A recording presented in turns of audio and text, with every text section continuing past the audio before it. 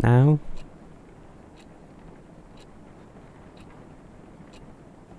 Hello.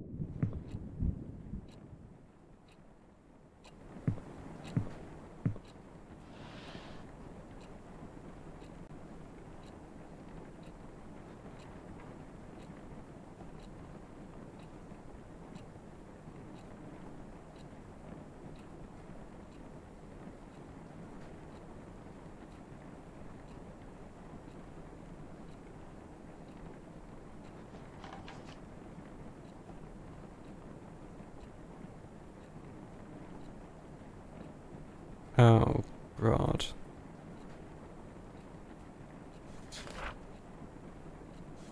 Okay. The last human on Earth was sitting alone in a room. There came a knock at the door. I'd never cared for keeping a diary, but now seems to be a good time to start keeping one. Why? Because for all these years, I just can't forget about what I used to be the light of my life. I know, overdramatic much? Knowing Brian Colmer as much as I did is bound to leave that big chunk of residue. Let's just say this diary is what's left of our relationship. 3 years, no, 3 years have passed, and the world around me is still the same. Well, except for me. I look like a mummified corpse. What would B say if he saw me again? B left Rosen Peak the moment he graduated high school to go to a fancy college of his dreams. Since then, I could only rely on my memories of him to keep going on. I wonder if it was the same for him too. I don't want to look up from this book, considering the lights are going a bit wappy. Why is it saving? When you love someone, his whole existence just gets etched into your brain. This isn't a jump scary game, right? Right, Lizzie, you wouldn't do this to me? You wouldn't force me to play a jump scare game? What do you mean,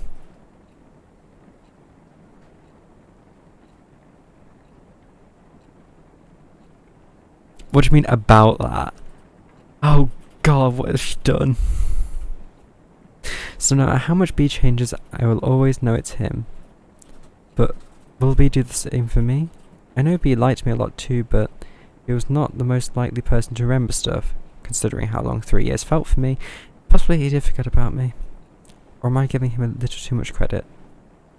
So here comes the big question. Just cover my eyes real quick. Will he remember me? What the fuck?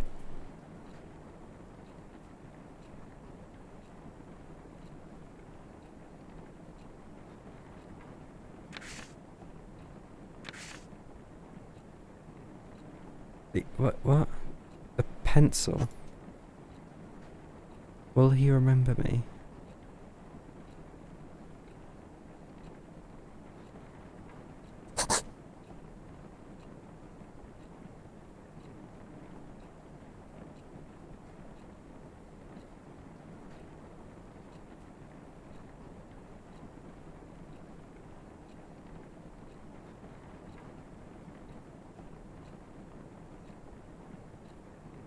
How do you put it down? Not like that. Who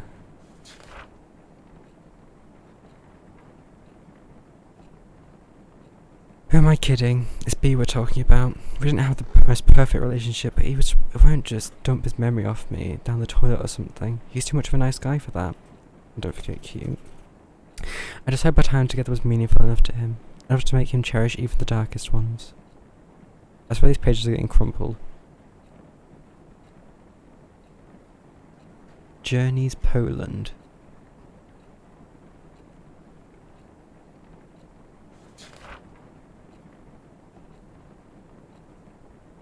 Speaking of cherishable memories, I wonder what happened to Joe's Diner. Used to be my favourite place, naturally because it was B's favourite place to begin with. If there were two things that were too good for Rosen Peak, it would have been Brian and Joe's Diner. Home of the best pancakes in the world. Brian Colmer. 5-star.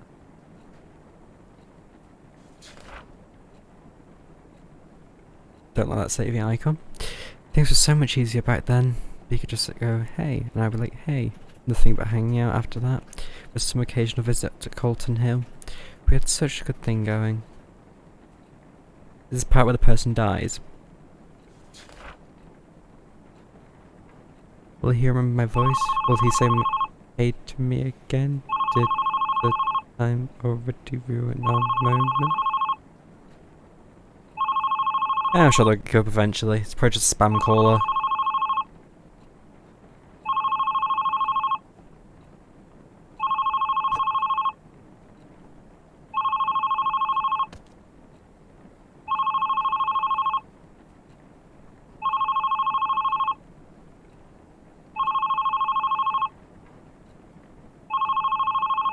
Yeah, for God's sake.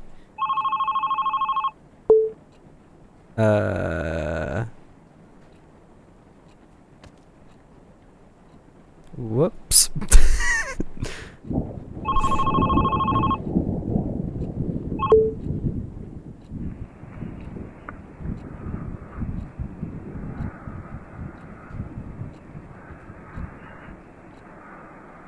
Oh, it's a heavy breather.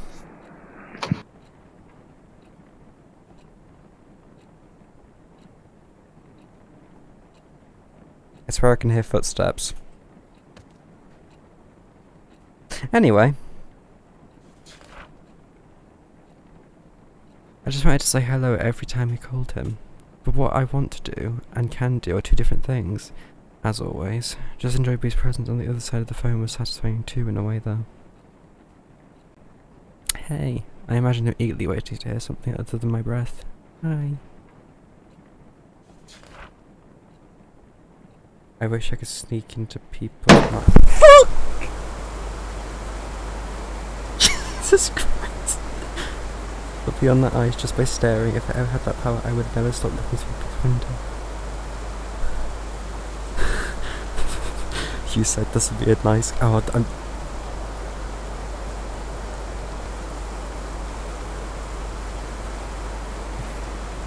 So someone's just broken into the house. I'm probably dead in a few seconds. Oh, I can't.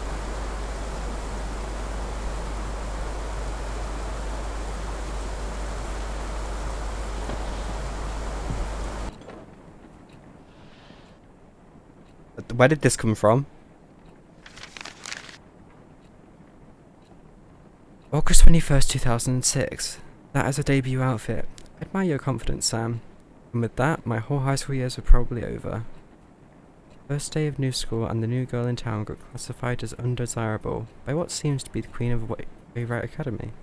I spent last night telling myself, confidence, Sam, confidence. But it looks like I should spend picking better clothes. I try not to care too much about blending in. But these kids already look at me like I'm a candy handed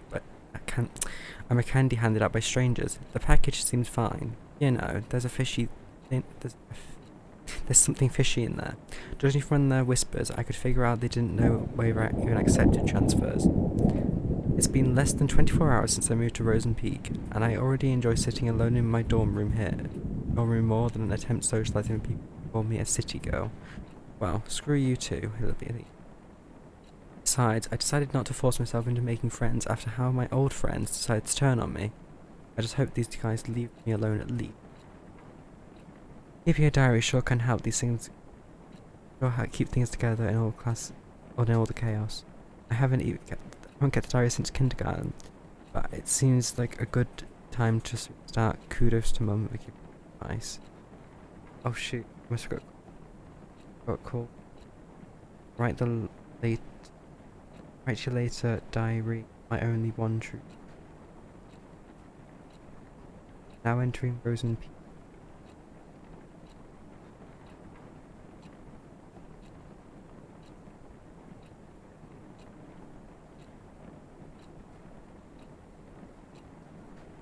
Does it? Oh, it's because I'm not close enough to it. There we go. Now I'm basically next to it.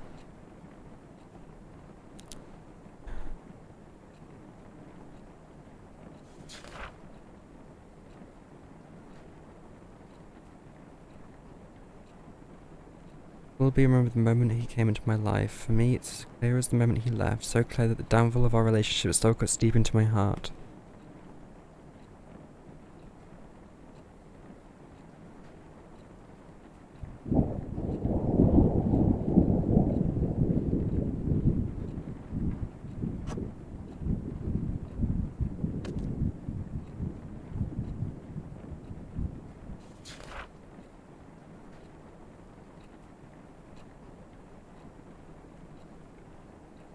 Did that just change? Your life in Rosen Peak was a jar filled with bittersweet candies. Not exactly tasteful, but I learned to enjoy it. Nevertheless, it's where my heart lies.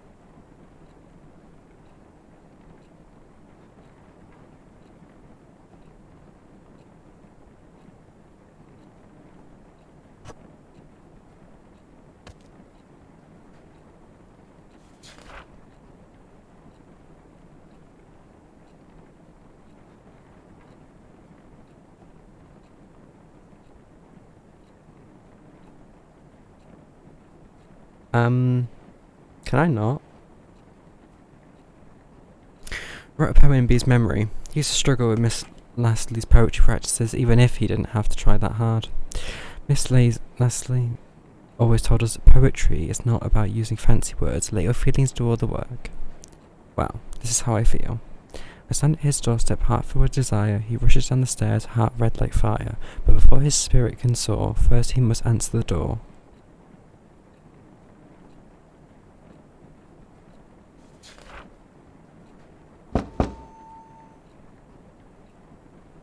Is this like a delusion or something?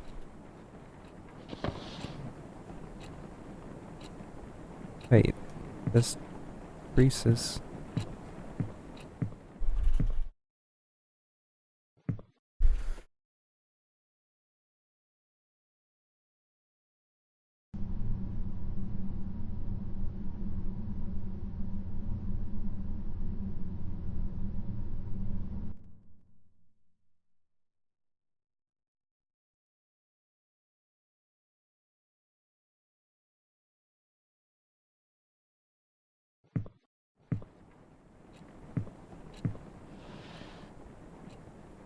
Another letter.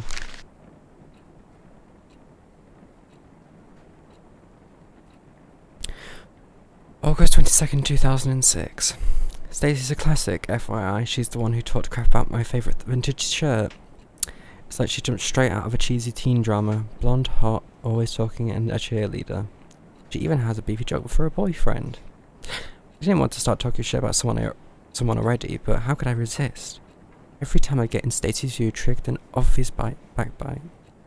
Stacey's starting to think she's under a curse that kills her if she stops talking about someone else. Sadly, coping with her bitchiness wasn't the hardest part of the day. Mum called again. As far as I know, it's just rainbows and butterflies here at Rosen Peak.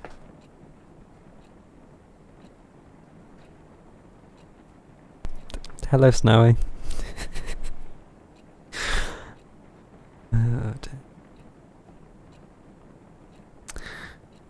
I can still remember the complicated face she made when I told her that my application was accepted by Wainwright. None of us were expecting them to approve a transfer request of an 11th grader. Even if she told me she understands my need to move out of the city, I really feel guilty for leaving her alone. Well, that's a greeting. Sure, this place is now hell. Wait.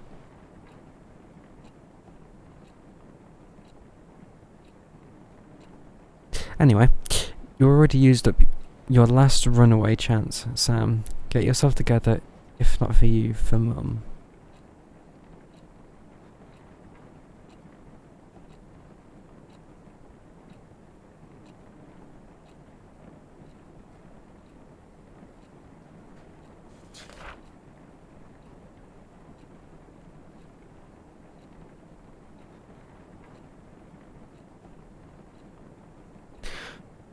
Other way right kids were so predictable. Their doors were already open before I put my hand on the knob, but B's door was closed shut, so beautifully painted. Everyone liked him, but couldn't get him to open up.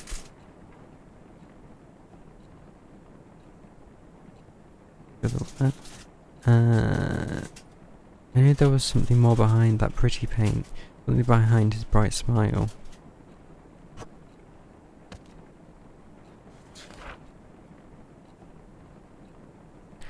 But on the other hand, being able to hang out with him was a good enough blessing for me. Enough to make me want to never leave his side. Never ever.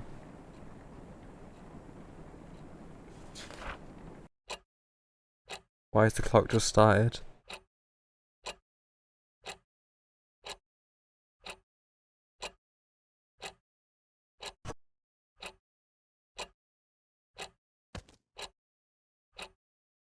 I'm not going to enjoy this bit, am I?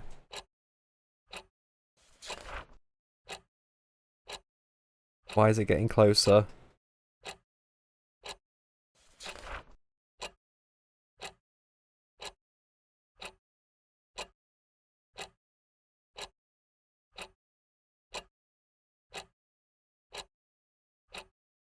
I want to stand up.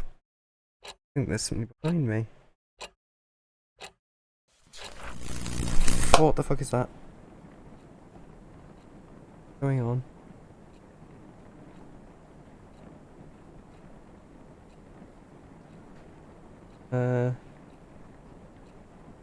Can't see.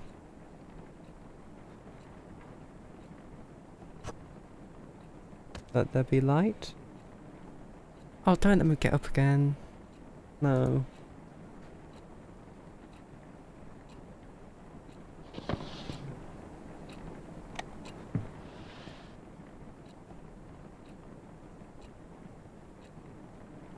I can't interact with the... Oh, there's another letter. August 24th, 2006. My first Rosen Peak weekend. As the name itself gives away, the small town fits perfectly as a setting for a mystery horror genre. Lush forest, endless hills, and a lake that I'm certain is hiding a couple of dead bodies. It could pay a visit one day and take some gorgeous shots. As for now, I'm just going to leave those all on my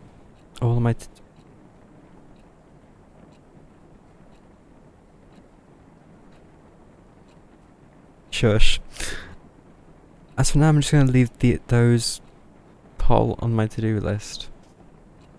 Sure, whatever.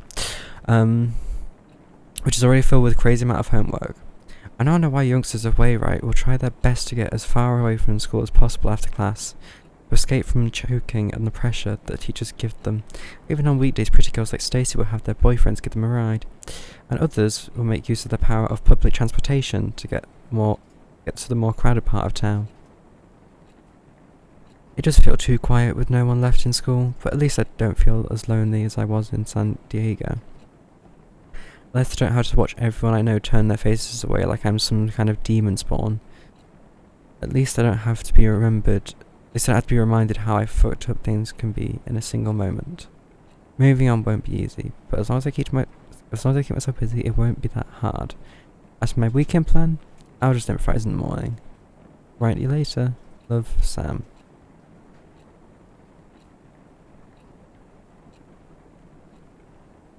He was always pushing his limits. Well, it was more like he was always being pushed, but he was good at it.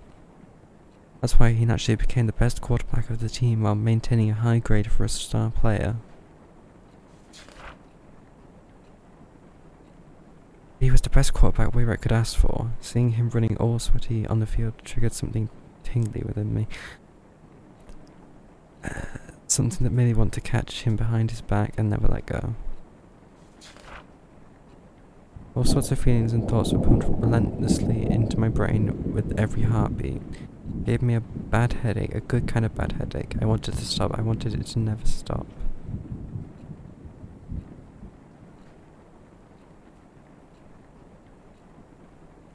What letters? Oh, them.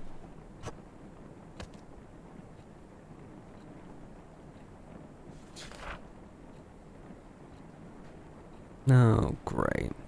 But as soon as B gave me that hey, all those headaches were washed away. It used to be the best prescription I could ask for. Take away the pain and let only the good things stay.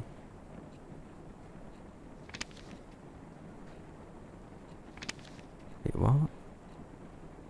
Actually pick this thing up. What?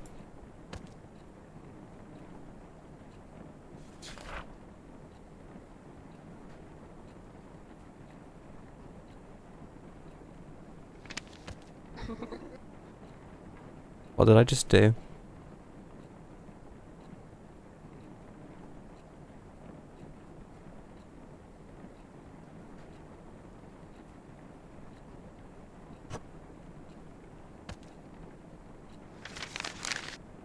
August 31st, 2006. For a boarding school where intellectuals are not that interested in becoming intelligent. I visited the library today and two things surprised me. One, the place was much bigger than the one in my old school, so we could get lost in there. Two, I had a strong feeling that people rarely visit the library because they feared being lost in there. The place was too clean. Even the books showed a little sign of human touch. Now I feel sorry for complaining about Miss Leslie's book assignment. Oh. I wonder if Stacy is even thinking of picking up Leslie. Weird name. Anyway, I wonder if Stacy's even thinking of picking up a book with her admiring her boyfriend's Cal to do all day. Without she has spare time to do that. Is she depending on Cal to do the reading for her? Seriously? According to what I saw so far, he's either busy reacting to whatever's coming out of Stacy's mouth or waking up some shenanigans with his drunk buddy. Working up some shenanigans. Brian, was it? So, yeah, right. In the meantime, I should be more concerned about myself than the well-being of those in school. You're too cool for books.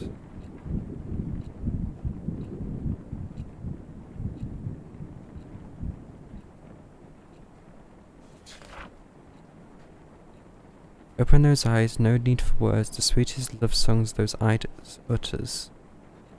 Oh, this is not gonna be good. What is that?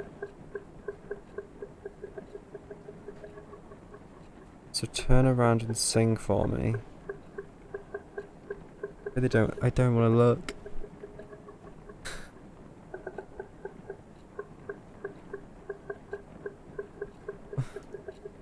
I'm closing my eyes.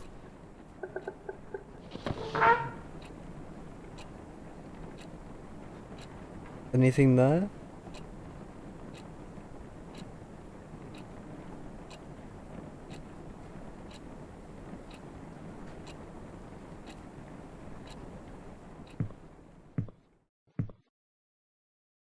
What about the sink?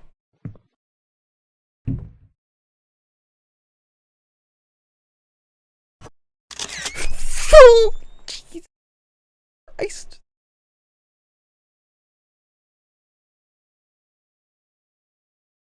For fuck's sake.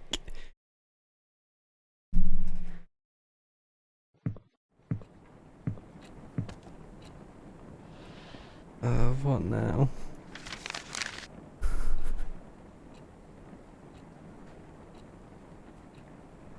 You are evil, by the way.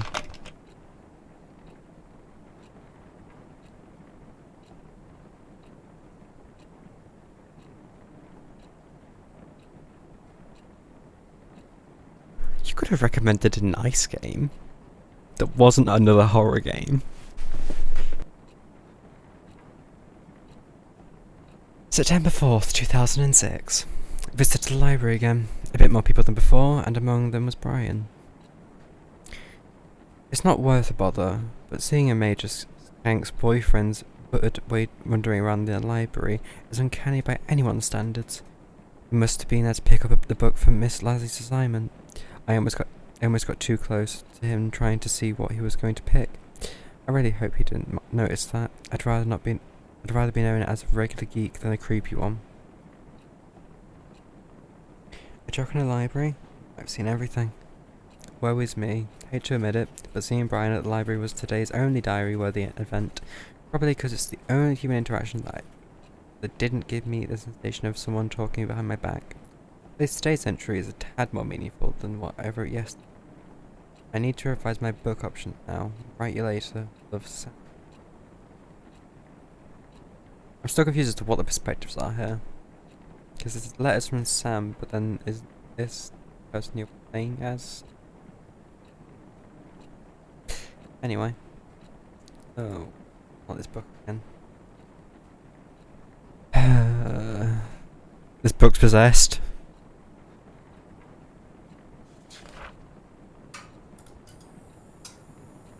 I miss him. Even when I'm with him, I see him. Even when he is not looking.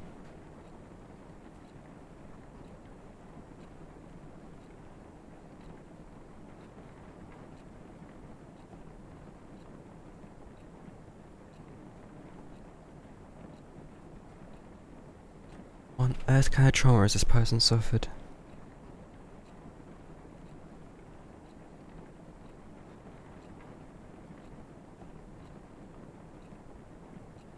Look where that was taken. Yeah, under the bed. A lot of things live under the bed, and apparently that fucking thing does.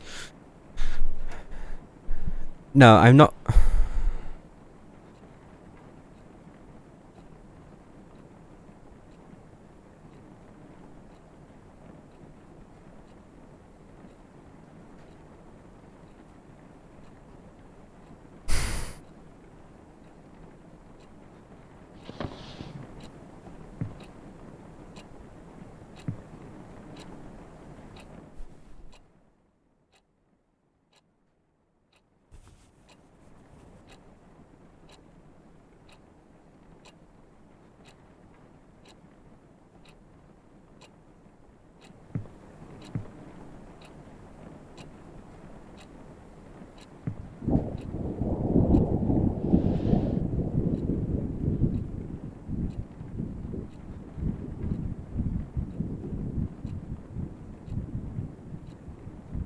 I just checked under the bed though. I think.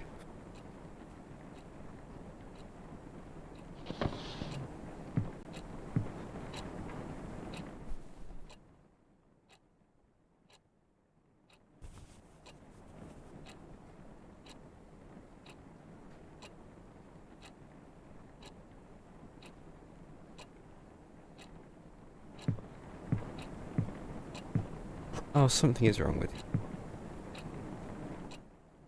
I'm not looking. What is it grabbed?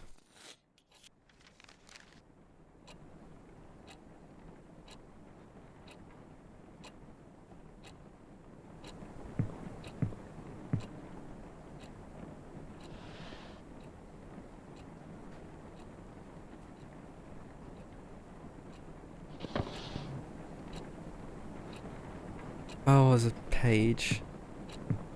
Something's gonna grab me doing this. September 7th, 2006. It was Mr. Kane's ninth psychology class, and he still managed to come up with another lame activity. This time he gave each of us a sheet and made us write down some of our own personal traits. The next 10 cringy minutes, I managed to squeeze out some of the aspects of myself I could hate less. After that, Mr. King told us to think about whether or not others would agree to each of them. He called it re-engaging their perspective toward oneself, blah blah. Wow, like I really needed to re-evaluate my stupid self. But it's not the dumb subconscious exercise that's bugging me right now. When the papers were being passed around, Brian, yep, him again, kinda smiled at me. It's 11 PM now. Why am I writing about this? Most likely an accidental glance, but I still don't know why. The very image bothered my head for the rest of class. Okay, rest of the day. If your brain probs want an excuse growing up today's math test. Get out of my brain. What the fuck was that? It's a frog with a hand under my bed. And flying pieces of paper.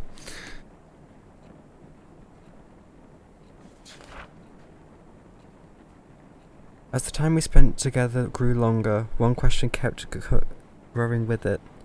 What does the me in B's eyes look like? Oh, God.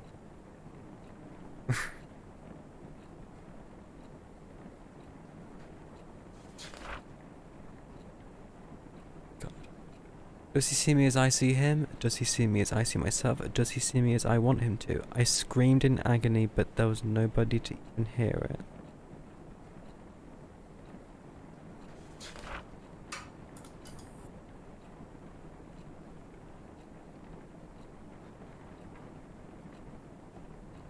Will others think that I do not overthink?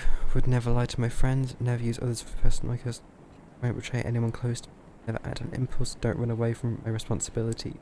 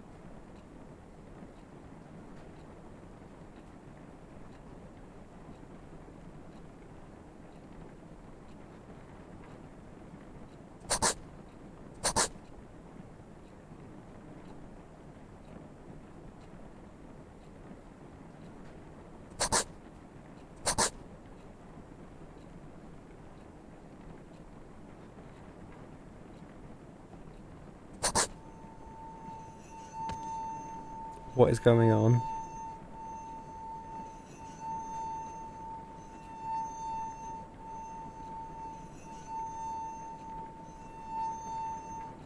What have I done?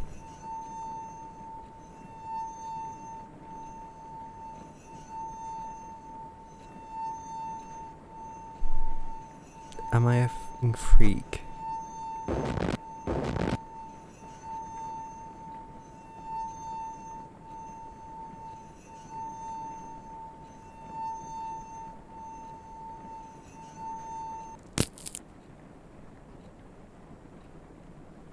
What just happened?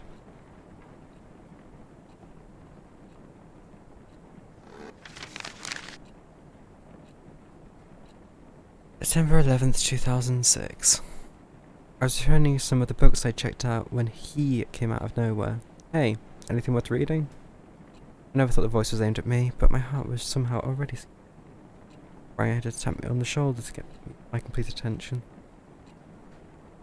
Sam, right? Saw you going in and out of the library. With buttery... He said with buttery voice. Sure.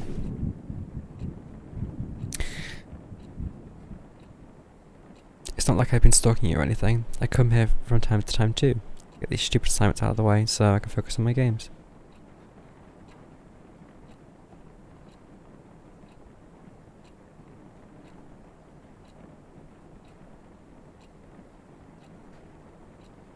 He said he couldn't find anything interesting to read, and since all he could think of were comics, he could use some guidance.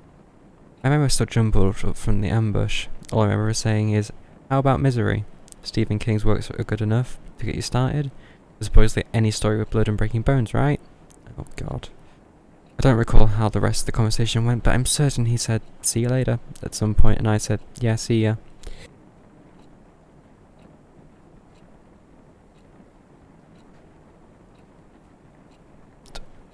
because they do. Misery. Real nice, Sam. If Brian didn't know you were a weirdo, he does now.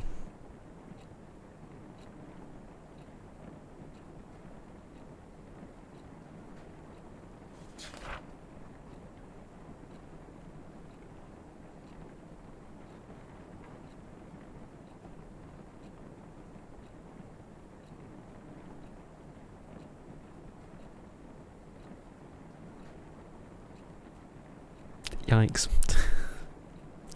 What I did for B. All of them, because I love him. Why couldn't he just understand? Others were nothing but poison. I was the only one who truly cared, but B didn't even appreciate the things I've done for him.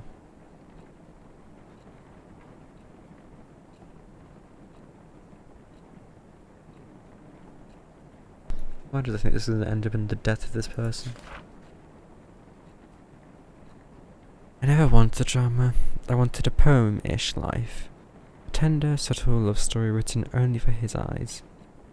It's totally fine if no one else gets it, as long as B does.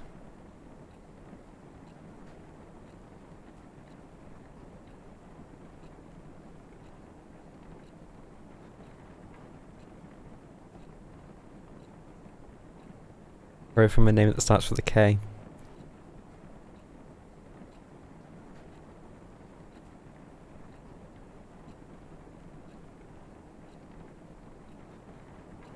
I don't know, maybe.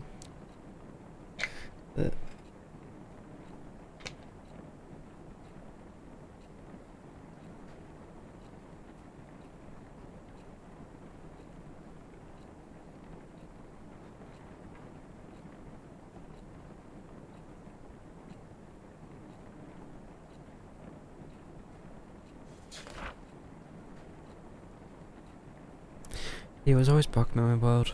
I gave him the key to it. Even if he lost it, he could always come back to our world to find it. And I think it's a good time to come back now, B.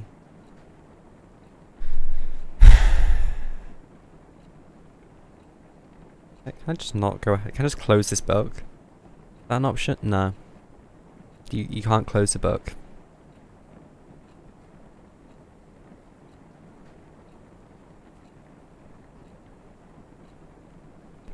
Time to not look at it again.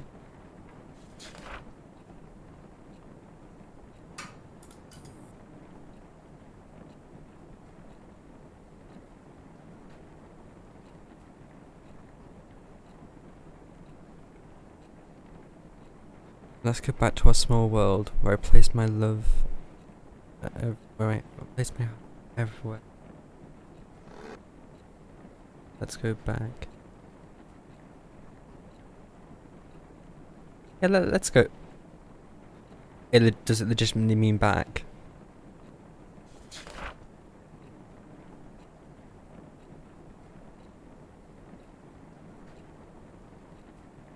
Wait, what have I just done?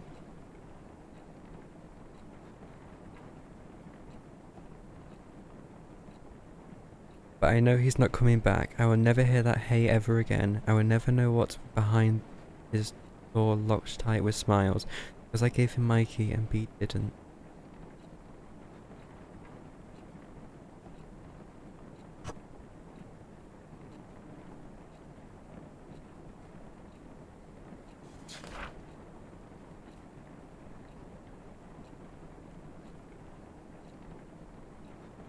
Is this part you're going to tell me I need to go stand up and go to find the lock drawer?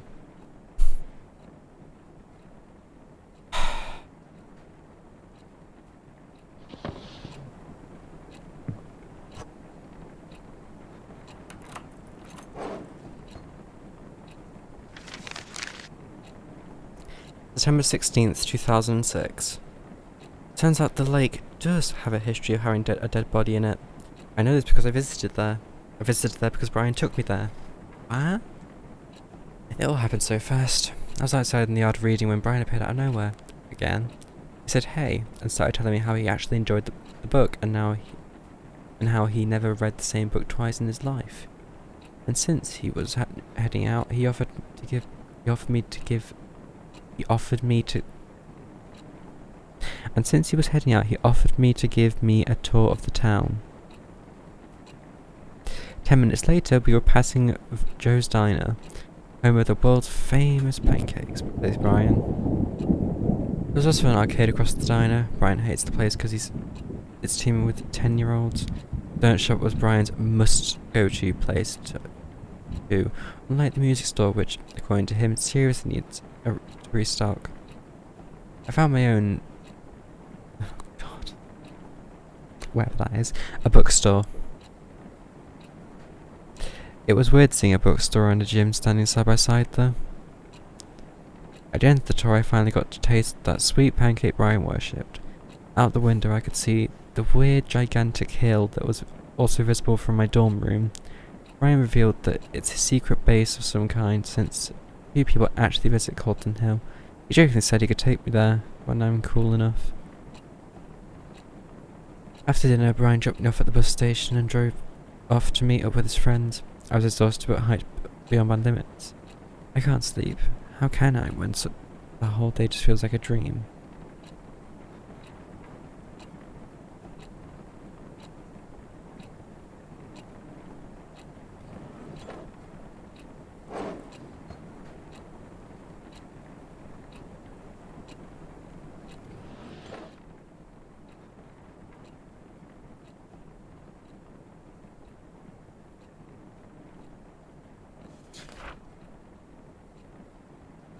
Broken memories, broken heart, broken neck.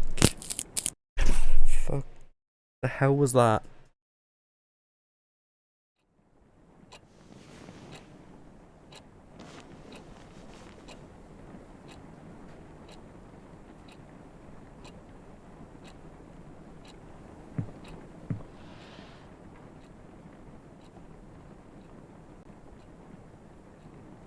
Broken. Oh.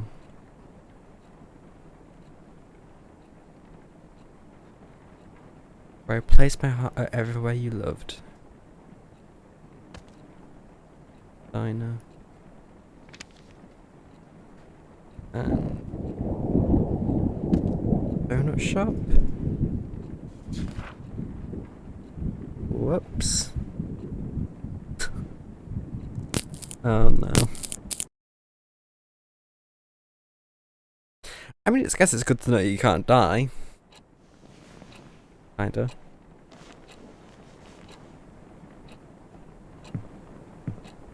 Okay, let's go. How do I read these letters? I have to look up at it. Yeah. Brian hates that place. 10-year-old. 10 minutes to Joe's Diner. There was also no Kate. Brian hates the place because place was donut shop.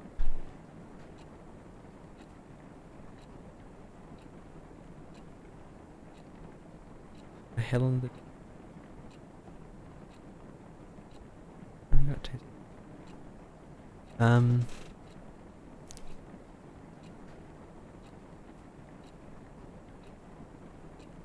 The hill. To the book. The diner in the hill.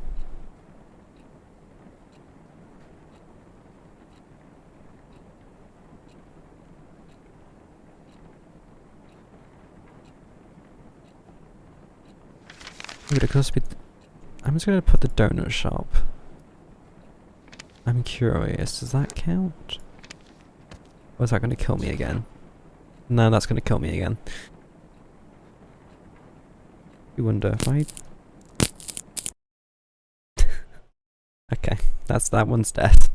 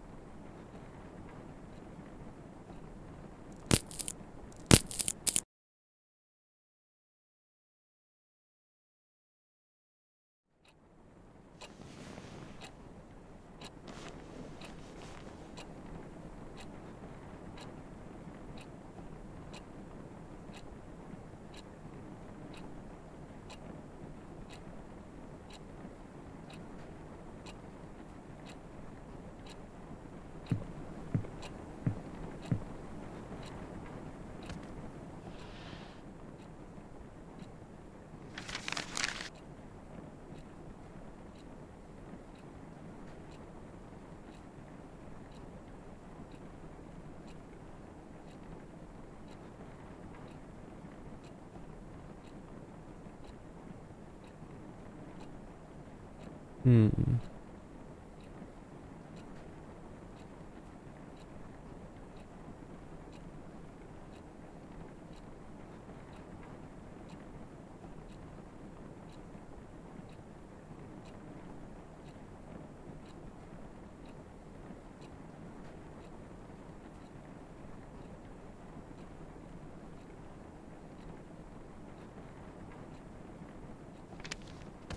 A hill and something.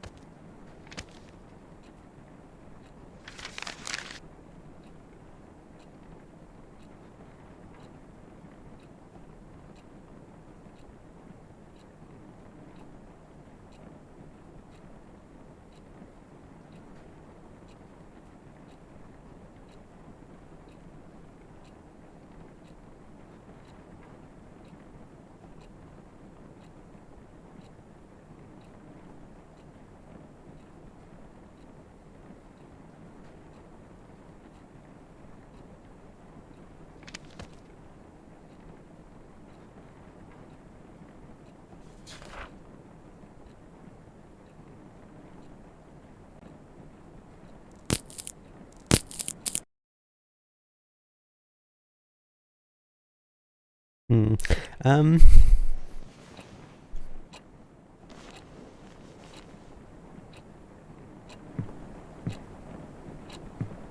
Why is that knocked over?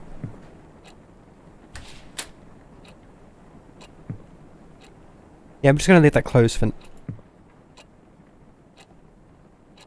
Why could I open that?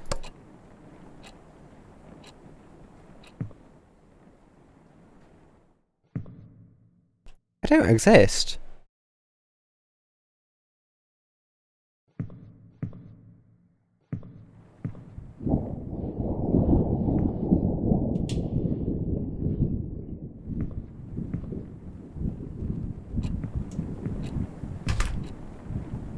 What the hell? Got automatic doors in this house.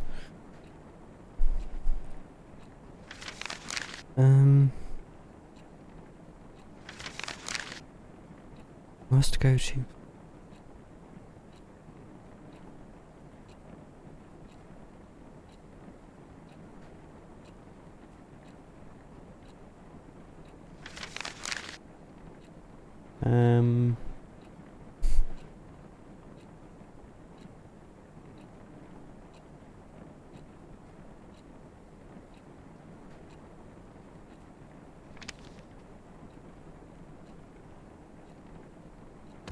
Did I try the diner and the donut shop already? I think I did.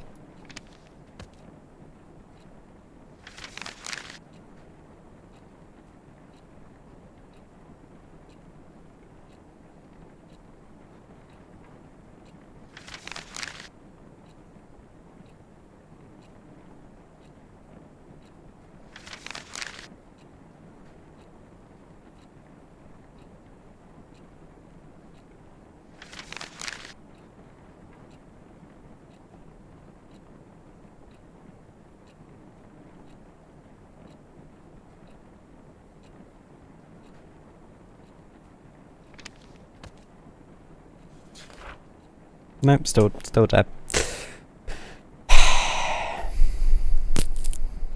Back.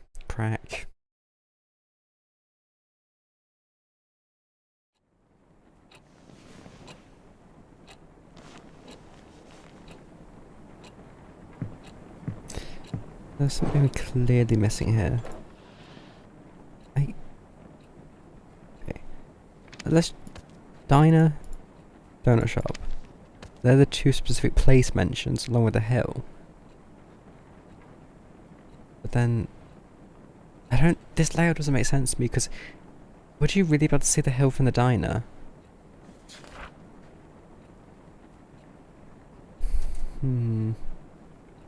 Because I thought the hill... Oh no, it mentions the hill specifically. You really go up there.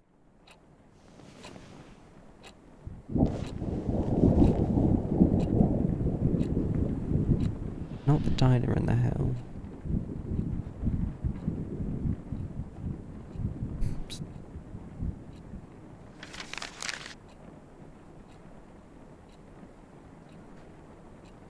Online the music store, which went to him, so it's stock.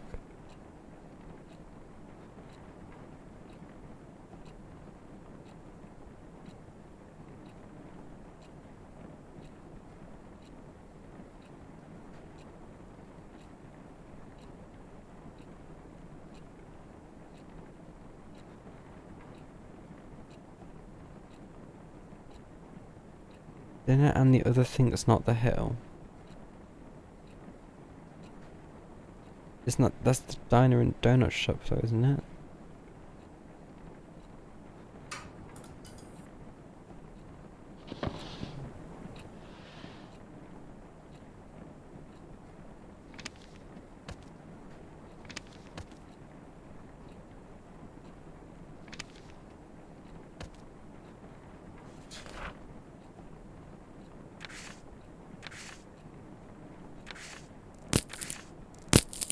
And that's death.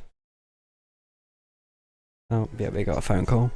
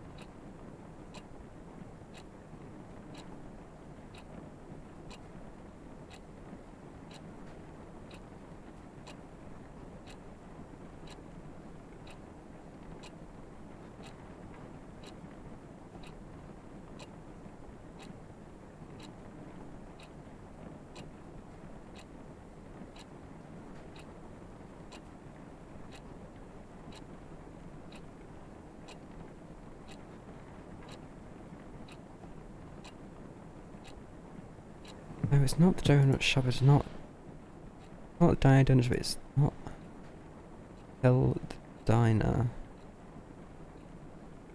You go to dinner, but it never specifically says he likes it. Get up. I'm actually like missing a heart or something.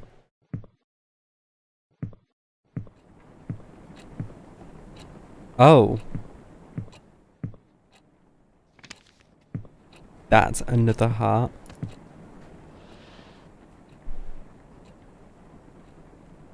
Yeah, that makes more sense now. Then you can do all three places together. Well, I guess the ghost's happy. Lights off and on a bit. I feel like it's when you play Faz, but instead of ever getting to leave the house, you have to stay in the house and it has to do something to you.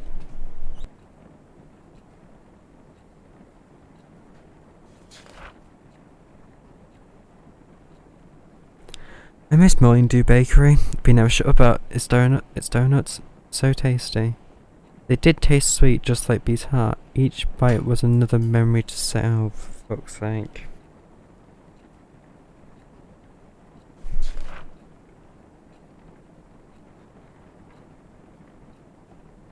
But just like a donut, it had its expiration date. It turned cold and bitter. I miss its warmth, I miss its sweetness. I need it. I need to eat it up. Now let's go into the fridge and eat a donut.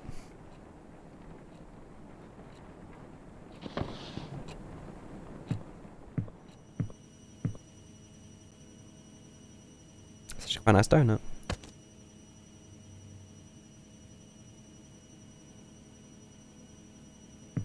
Do I take it to the plate? How do you eat a donut?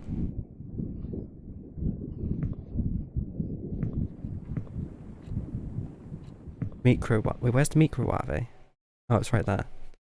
Who the fuck microwaves donuts?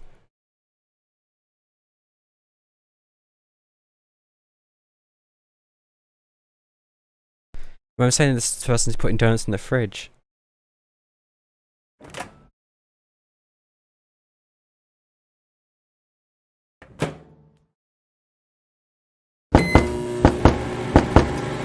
Oh god, I knew it was gonna be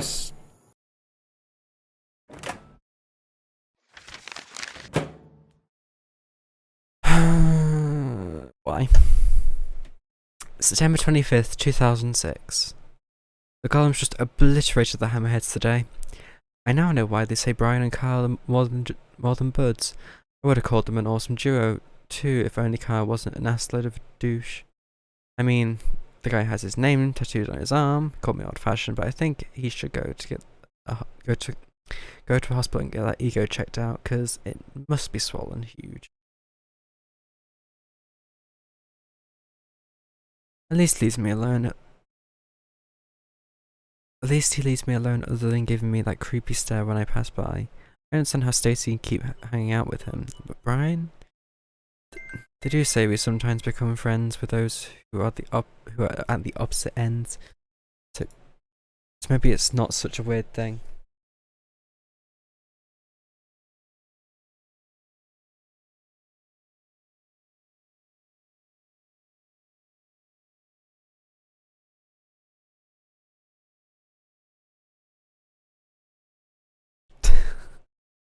Thanks, Lizzie.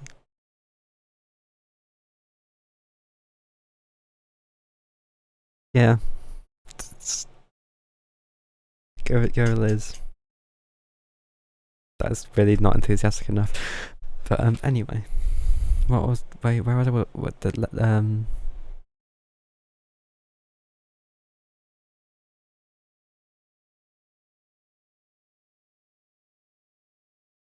For me, the real win was the photos I took of Brian. Watch out for Sam Holt, the rising teenage stalker.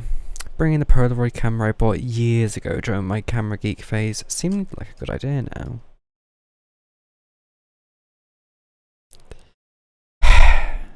I know I promised myself I would stay away from people, stay away from the drama, but when I look at Brian, when he talks to me, it feels like maybe, just maybe, it's okay to have a little drama for myself. I'm not ready to define what the feeling is for now, but I'm going to label it as looking for a shoulder to cry on, and just shove it under my bed, just like the pictures I took today. Oh, great. I have to go on that fucking bed, I'm gonna... No.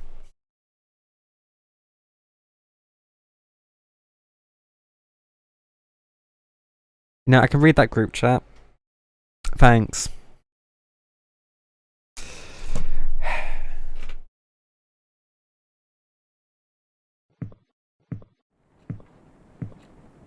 Do I get to turn the page, or do I have to go under the bed? No, I get to turn the page. I hated every moment I was not with B. I was helpless. Every day I wanted to call him, just so we could chat. But I was not afraid of what Brian would think of it. It could even hurt his reputation. I was afraid of what Brian would think of it. When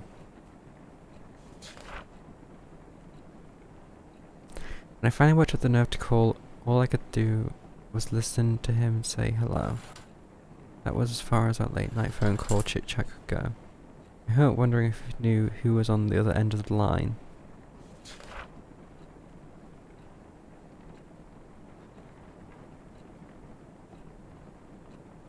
I remember the strong burning sensation that came every time I called him, the red, fiery sensation.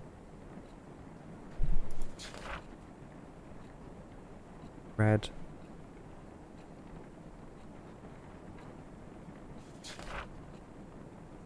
So fucking red. Red everywhere. You know, I really think this person needs to go see someone. Like, this is surely not.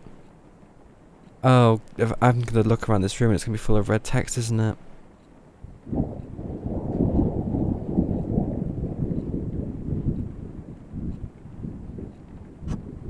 Is that a bit of grey? No. I have to stand up. Finish what you started.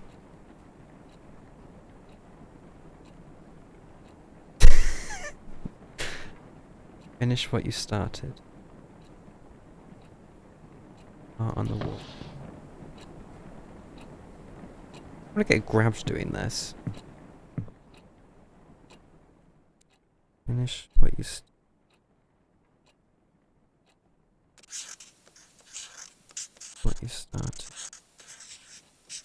On the. What the was that?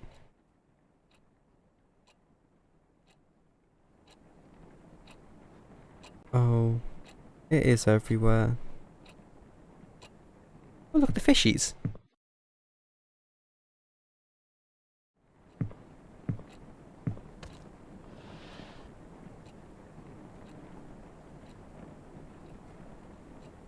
Oh, finish what you started. Where?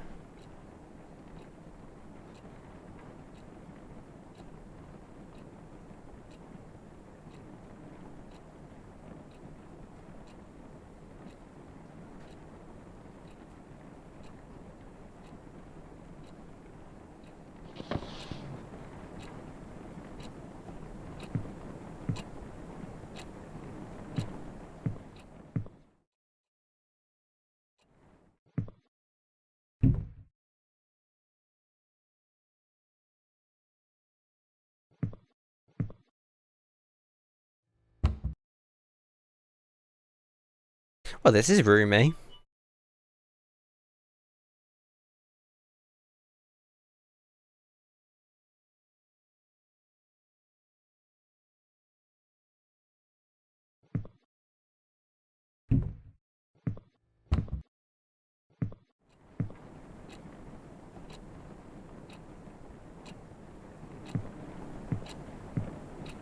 Oh, don't tell me it actually goes in the bathroom.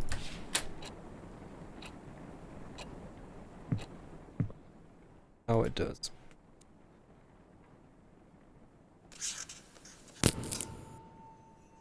Oh, no.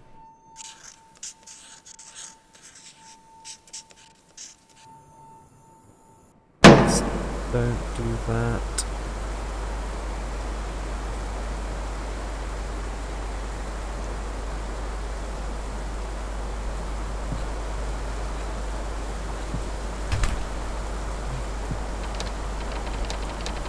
Oh, this is a nice window.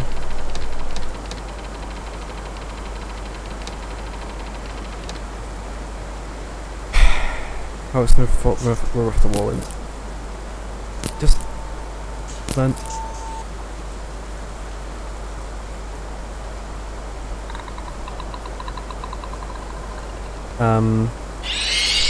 What the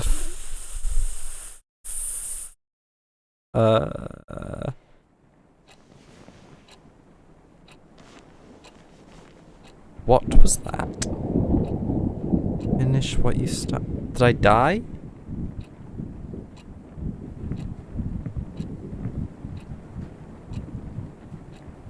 Did it kill me?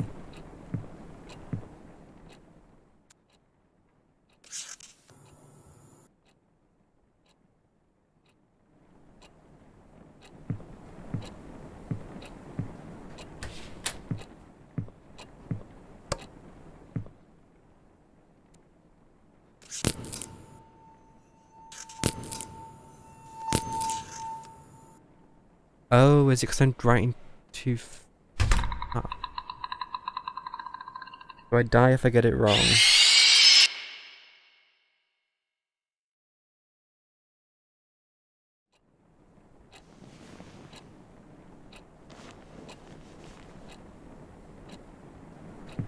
Well, if that's the logic, if I'm going too far up in the letters, technically,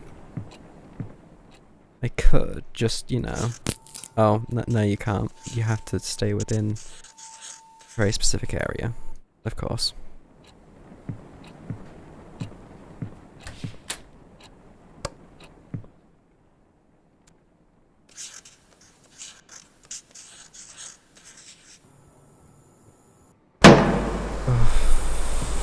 Window.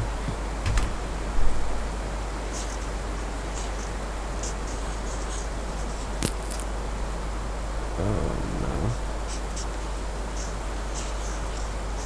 Well, let this be the last part. What is that? Something just fall on my head.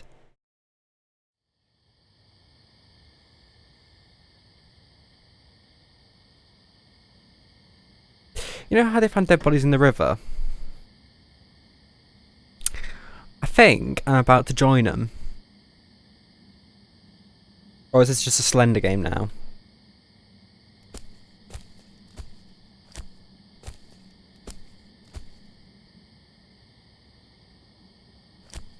Wait, there's a body over there. Okay, I can't run. The hell?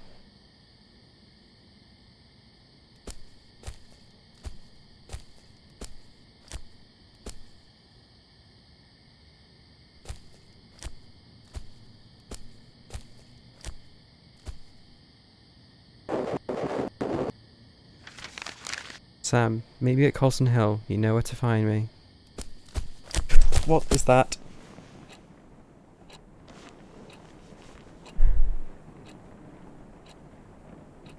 Did I die again? Wait, no, didn't.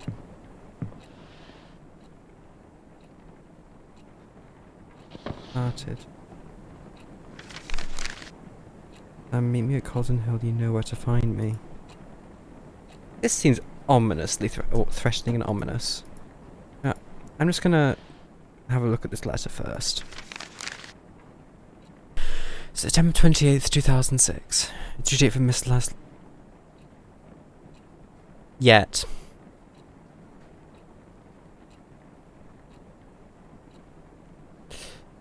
Due date for Miss Leslie's book report is right around the corner and I'm still not finished. Only if it wasn't too disturbed. Normally,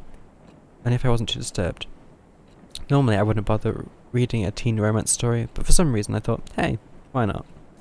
Paris Mingled itself is pretty generic. Jenny has a cruise crush on her childhood friend Michael, but she can't get Michael to think of her as any more than just friends.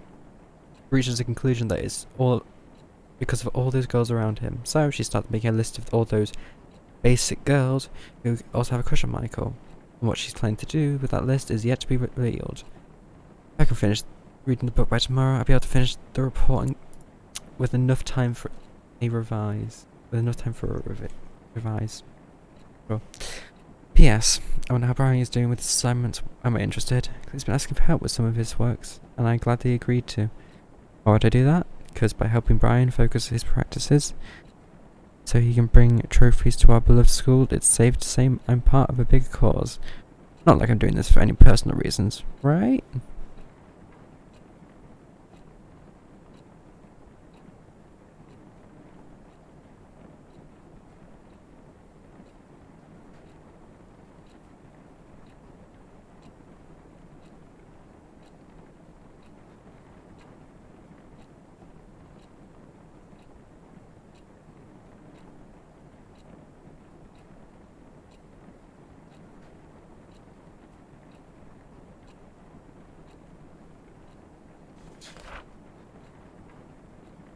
Fill it with the desires I had to secretly incubate. You. Desires are whispering words like don't leave me, don't go away, don't smile for others. Please don't look away. Please don't look away. Please don't look away. Please don't look away. Please don't look away. Please don't look away. Please don't look away. Please don't look away.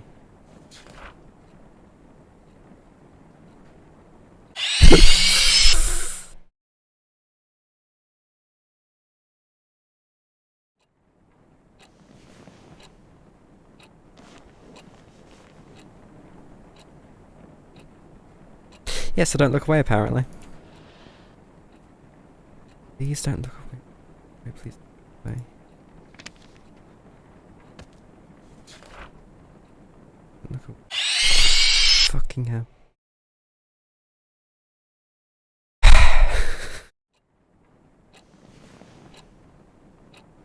I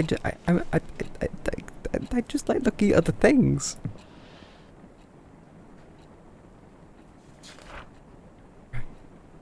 Stare. What the?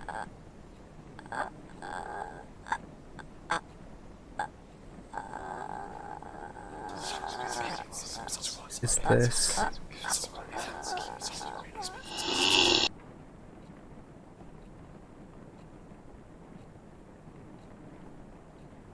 Can I look away now? It never said I couldn't look away. It never said I could look away, so I'm just gonna.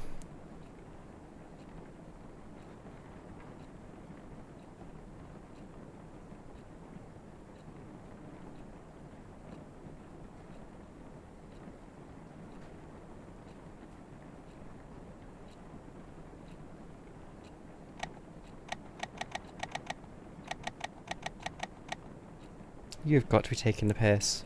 How is my lamp broken? Crying out loud.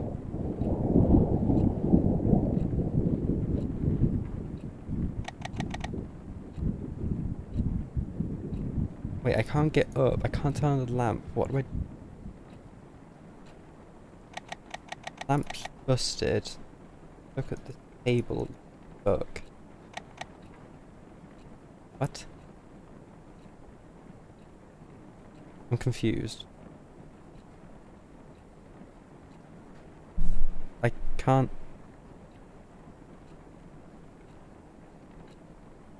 I can't get off the table. I'm stuck here. I can't get up.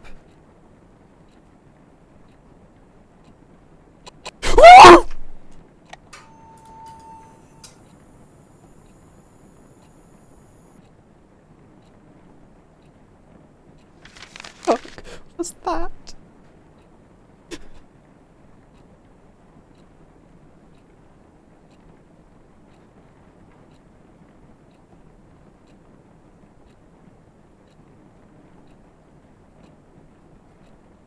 You are not sorry for this. October 4th, 2006. Stacey invited everyone to the late post-victory party at her place this Friday. Word that she told me this at the hallway herself, the sudden act of courtesy was enough to leave me frozen. But to think of it, a self-conscious beauty queen like Stacey would love showing off how tolerant she could be. I'd prefer celebrating quietly in my room, but since the party's practically being held for Brian, I thought it would be sort of rude of me not to be there. He was nothing but nice to me since I met him, so at least I could do a show up. Plus, I could probably witness the face Stacey makes when she sees I actually had the nerve to show up. Maybe, just maybe, I could even piss her off if I managed to strike a conversation with Brian. When Omega hang out with an alpha, Kyle would be busy comforting Stacey, fuming about how I mess up her ecosystem.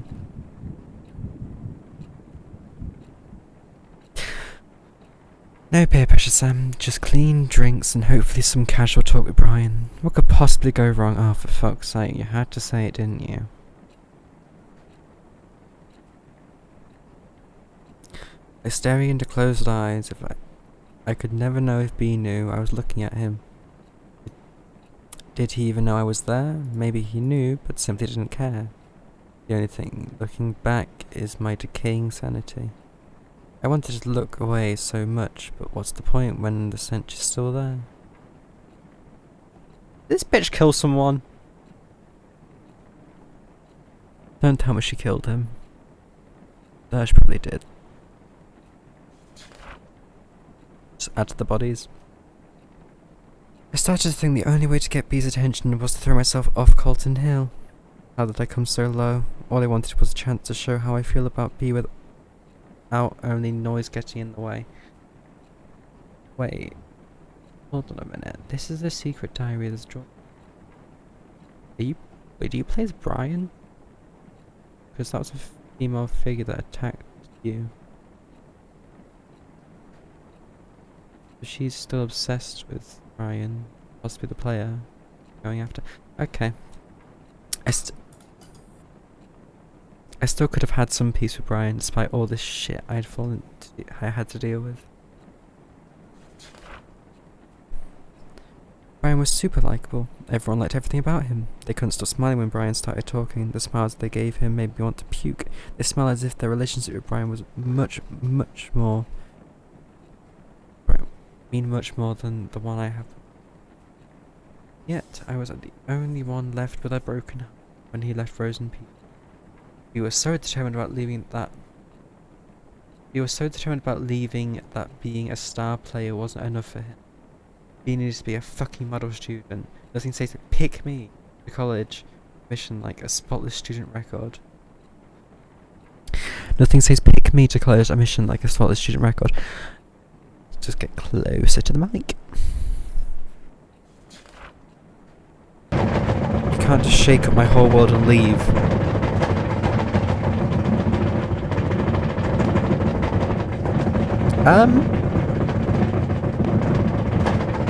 They played the drums over there.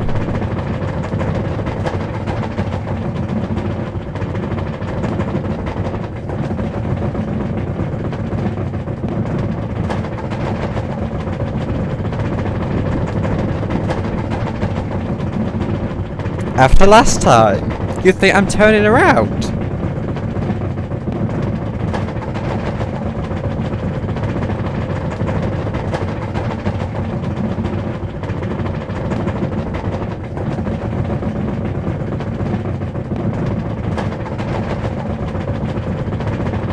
I think your drawers are a bit loose, love. I think those drawers need a seeing too. Either that or there's a vibrator in there which has gone ramp. It's just gone on. Who knows? Oh well.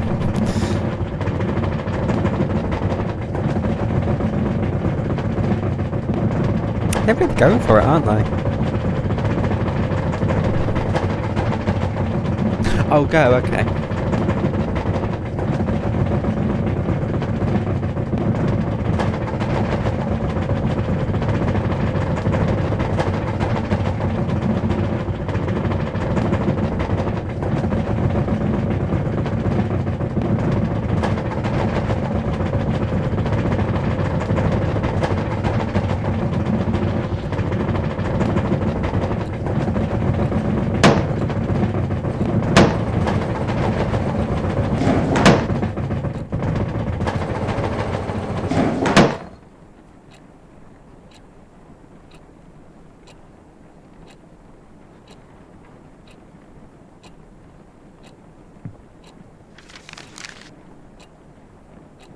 Oh, here we go.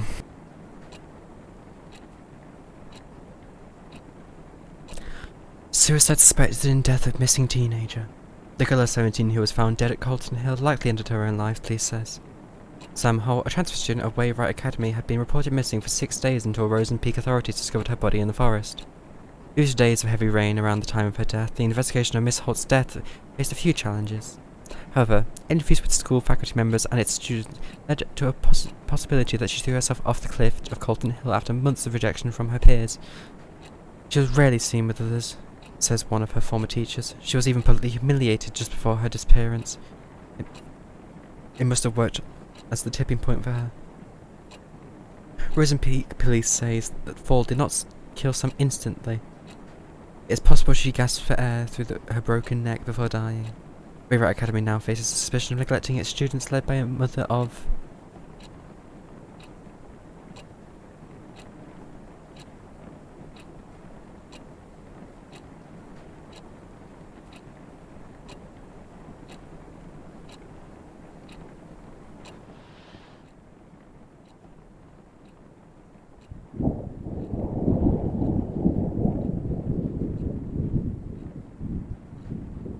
What have I missed? Don't tell me it's the bathroom, because I swear to God if it is. Wait, it's full of needles. Turn to drugs when the one you love dies. Other... What do you mean, other drawer? Oh, there's actually something in the other drawer. Okay. October 7th, 2006. Oh man. Everything's gone wrong. All my senses are screaming in pain. I don't even remember drinking any booze. The pain only escalated the moment Brian texted me. You feeling okay? No, I was not okay. And why is Brian asking me this? Did I do something to him? According to Brian, I went from being quiet to crazy happy and cute. His words, not mine. Real quick. I was so close to being the centre of the party that he had to bring me back to the dorm. I can't remember any of them. Congrats, Sam. You've reached a new low in life. Shit. Is this it? Is this how I die? I sincerely asked Brian if there was any good place to kill myself. He said, maybe now is a good time to show you my secret hideout, since I passed the test by showing the whole school a different me. Is he seriously going to take me to the Colton Hill hideout? Tomorrow I'm going to the so-called most romantic place in Rose and Pete with Brian. There's something in my head that keeps me awake, and it's not hangover. They both went to the same place near a cliff. One killed the other, double suicide, one suicided, the other panicked.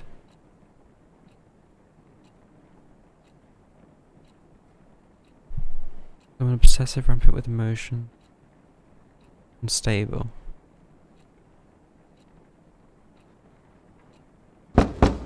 Oh, what was that? The desk! Oh, you prick.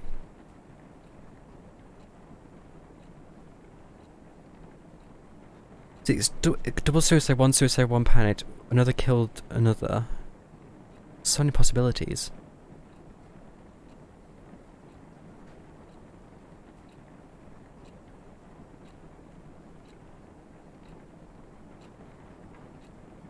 Where was that knocking coming from? Was it the door? The police would arrest you on suspicion of murder. They never tied it to anything, they ignored all of it. Too late, the missing... What did missing happen?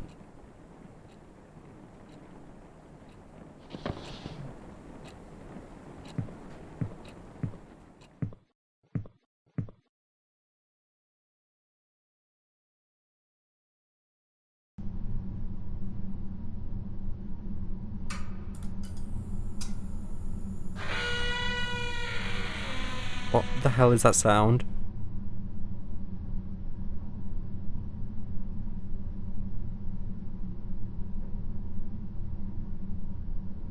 What is going on?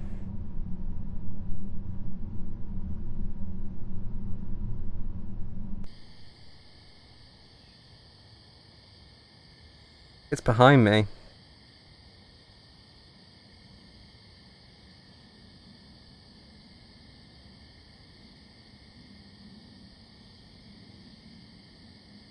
Wait, I'm back in the forest. There's actually someone standing there this time. I think that's a male.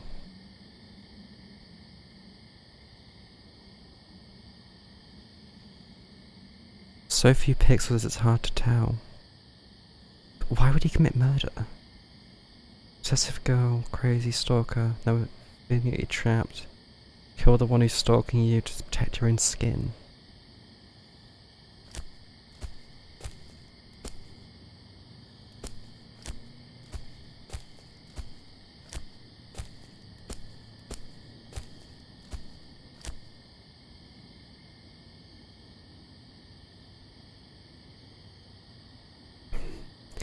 I have a feeling it's not that it's okay, it can't be Samantha, she's dead.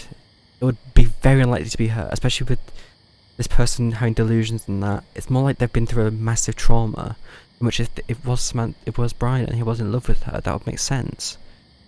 He watched her, he would have had to watch her die. She killed herself, he could do nothing about it, he panicked, ran away, hid. Lost everything around him. Went to a state of delusional. Got all the things he could off her. All the memories he had of her.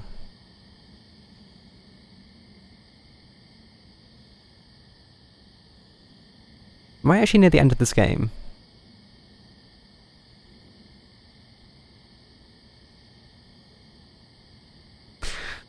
I think either Brian or a third party. Oh, it could be a mother. The mother would be distraught.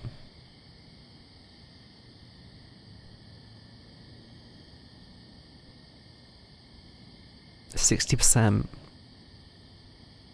I doubt it's a spirit, being haunted by your own thoughts, paranoia, all the sounds, the drugs.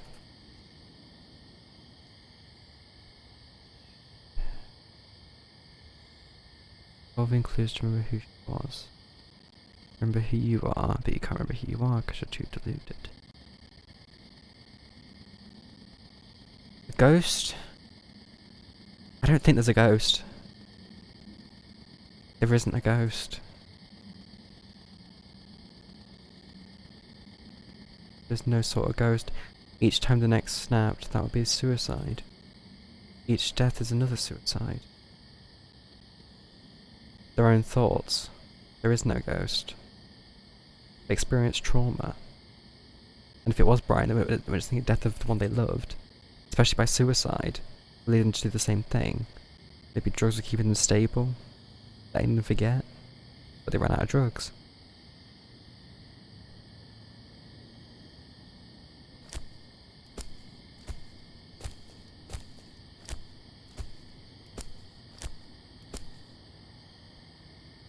Oh, I see how it is. I need to go kill myself.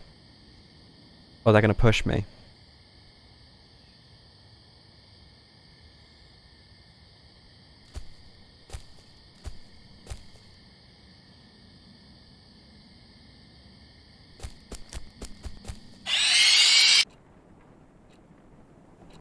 Yep. Blames himself for her death.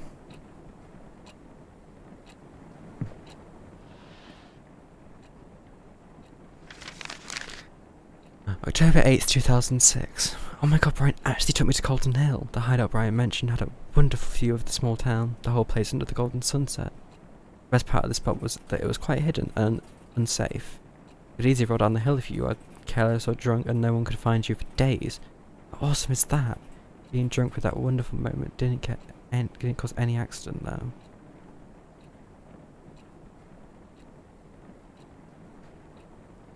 Being drunk with that. Diary pages seemingly. Hold on, I didn't finish reading that. Sat there for less than an hour, but it felt like an eternity. I can't even remember what we talked about. I do remember saying how beautiful Rosen Peak is, and Brian being all meh about it. I guess you could get fed up with views like this too.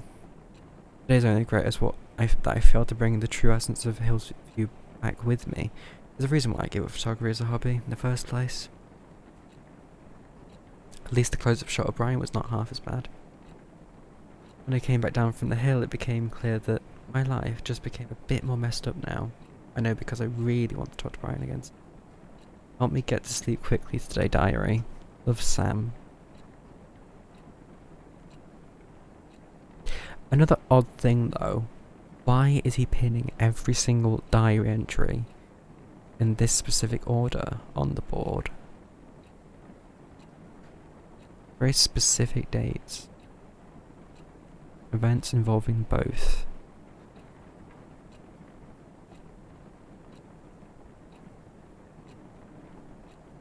Then also, what's with a note from Brian? The note he sent her, she kept as a sentimental piece. He goes back to her diary, finds it in there.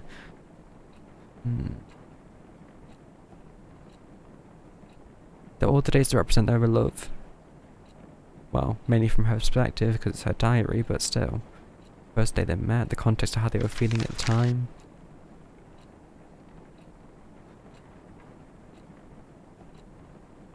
I mean, if you also look around this room, it's quite plain. Almost odd in a way. No sign of trophies or anything.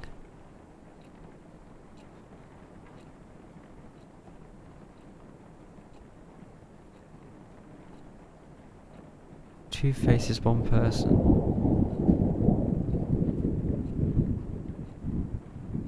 All of life's. Brian's secret hideout, a close Cotton Hill hiking route discovered by himself so he can hide from the world around him. Not a flashy place, but it had a great view. Why someone just stood there? So I think it's an important moment that the phone dies. about the phone dies, there's no support. They're completely isolated in their own thoughts, probably leading them to suicidal thoughts. Going back through everything they had with her. Anyway. I wish it could be our special place. Ours and ours only. Colton Hill is nothing but a rock pile of blood-soaked memories now.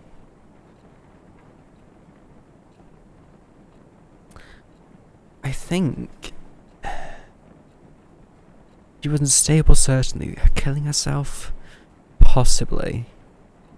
If she ever got a hint that he was not, well, fell out of love with her or any sort of connotation of that, then she would definitely do it.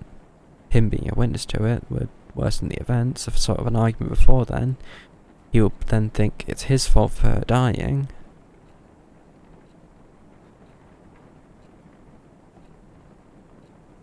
On the other hand, she could have also... They could have also been an argument, an accident, purposeful.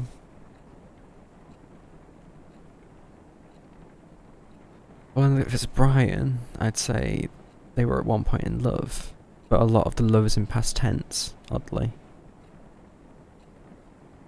And if they were delusional, I would assume it was still being present, but it's not. I wish it could be our special place, ours and ours only. Colton Hill is nothing but a rock pile of blood-soaked memories now. Then this book also was in itself a diary. So what if Brian did kill himself, and this is one of the parents looking at it, going through what their child went through? If there was an only child, they would become obsessed. Well, to put it this way, this book itself is another diary. We have two separate diaries here from two separate perspectives, one being a lot focusing on Sam. Unless they got a unless they had a split personality after she died. One would represent her, one would represent him. So they lived inside one person.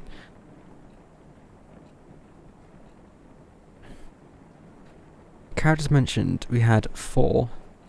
We had Kyle, can't remember what the other woman's name was, Sam, and then Brian.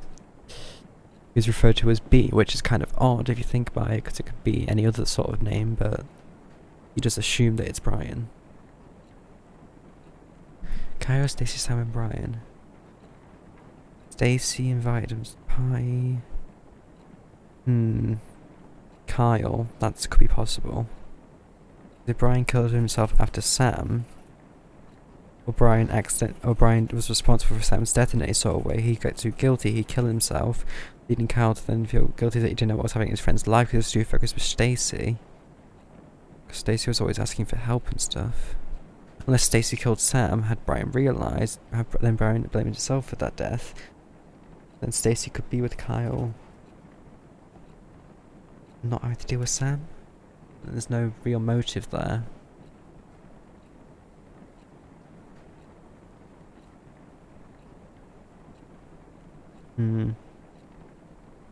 What's next?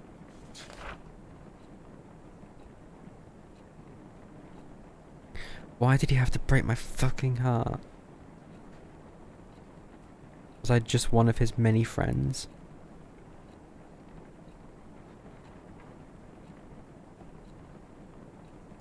See, again, it's the perspective of, were they actually ever in love? Because she does seem quite deluded. Unstable at that. Always being alone. Not going to be good for her health.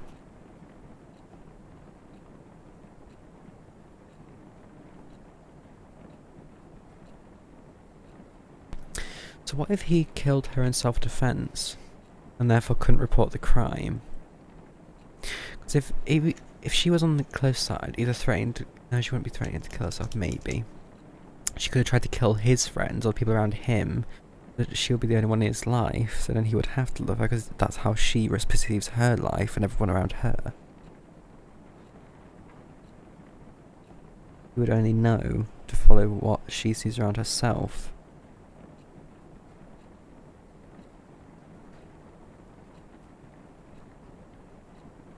And then just what to do with this. I don't...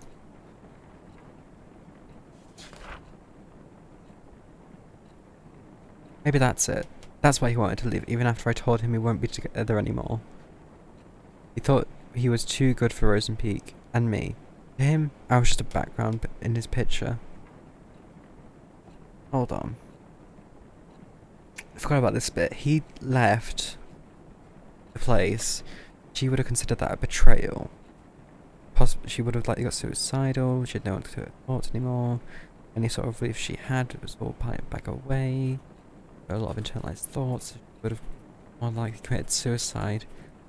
That would explain the 6-day waiting period, and he would go back there, blame himself for her death, not giving her any sort of support.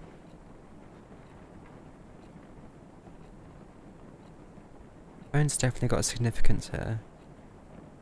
Phone calls. They never did that anymore. They stopped that after the relationship would have ended. We would have not gotten any sort of satisfaction. Wait, what? To him, I was just a background in his picture. Do I go put this on something? Background in his picture. Oh wait, there are pictures in this house, aren't there? What was that?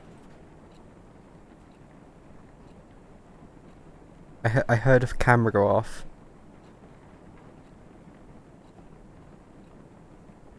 Background in his picture.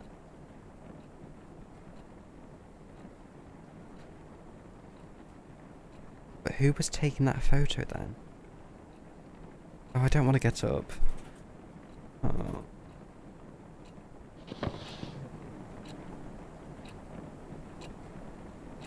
Anything around me?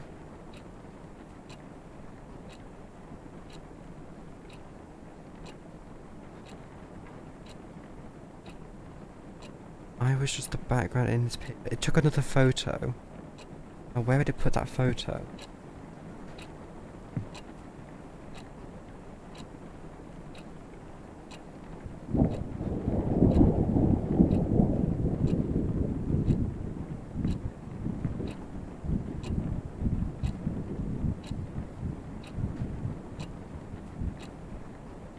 I feel like that's the cliffside right there. I don't want to walk. I feel like I'm gonna get grabbed.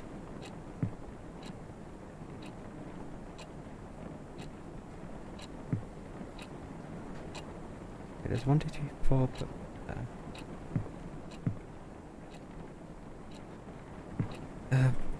probably background to his pit. Yeah, probably the bathroom. There'll be a picture on the mirror or something. There'll be something behind you, which will confirm you as Brian in that case. He became behind.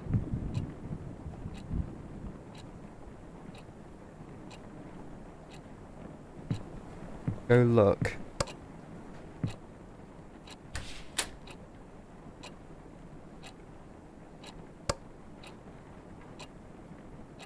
Don't deserve a face. Don't just.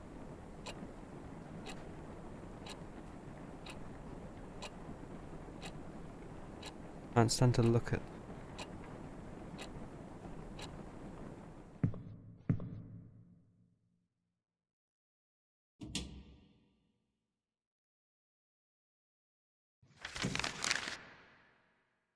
October 10th, 2006. The book report was finished days ago.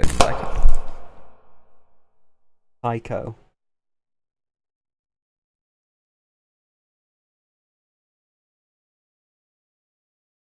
Wait, who is he calling a psycho though?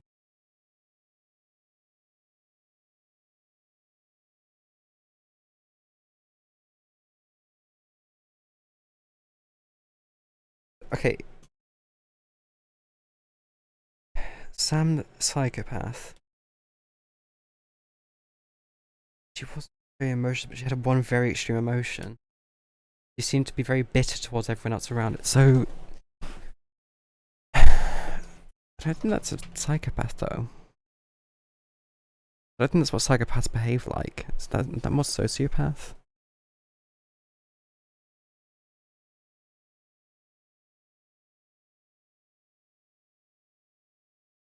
What if the psychopath was Brian? Because if Brian was a psychopath, he could fake his emotions towards her, get her with him. But then why? No motivation to it. I'm gonna get jump scared as soon as I close this paper, aren't I?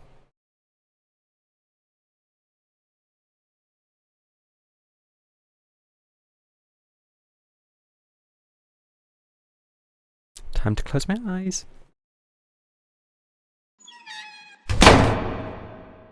What the f was that?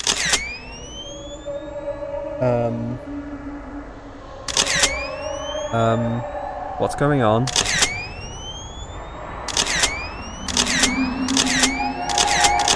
bunch of pictures.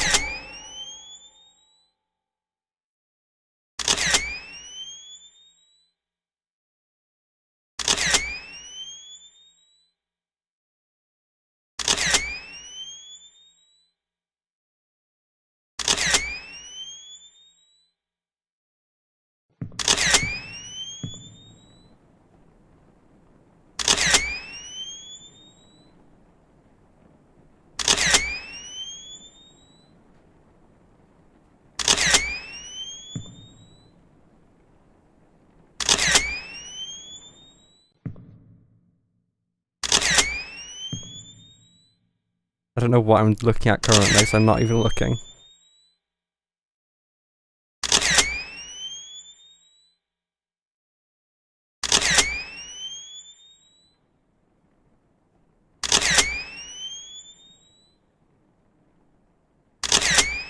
How do you open the curtain?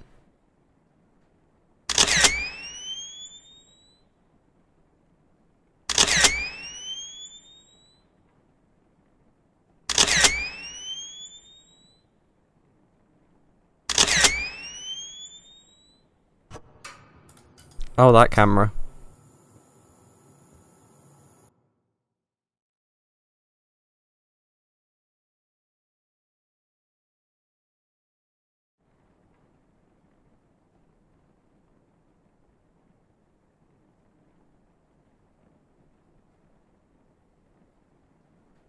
Hope you'll remember how to take a picture. Okay.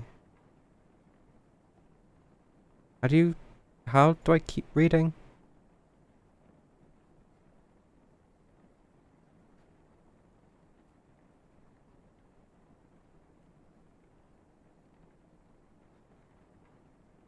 Because from the sounds of it wants me to take a picture of myself.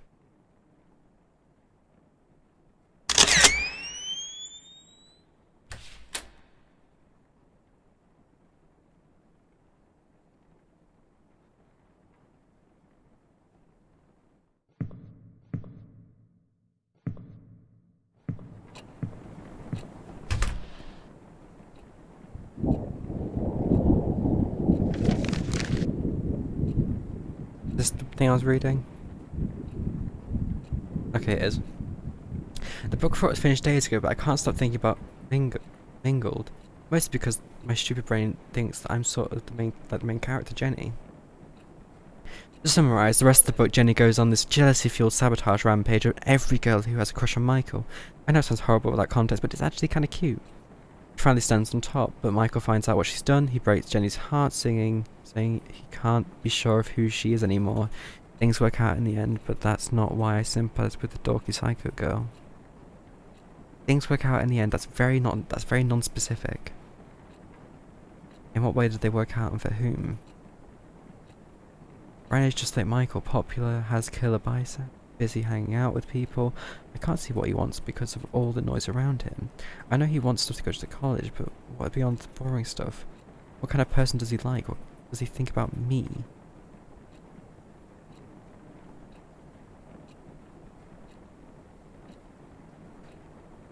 He's definitely going off the deep end.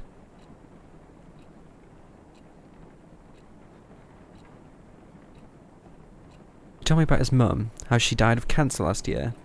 Must have been so hard trying to look okay in front of everyone who's depending on him. I sometimes feel like he can't see me because he's so busy trying to meet everyone's expectations. I know those around us can be hurtful, and it's dangerous to rely on them so much. I just wish I could tell Brian that one day that I'm here for him.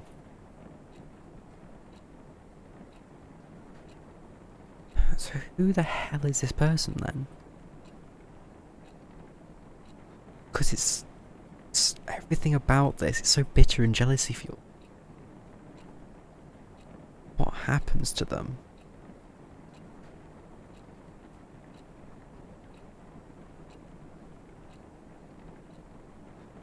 Brian got what he wanted in the end. He left Rose in peace as soon as he was given the chance.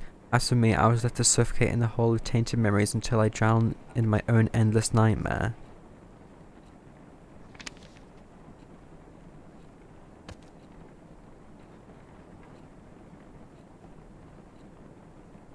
Dude. That confirms the book is Sam. The rocket would imply a lot of distance. That much. The cry for help going to the pits of hell. Bit morbid.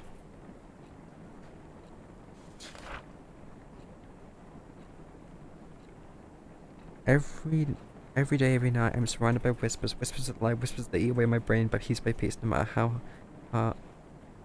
I try to.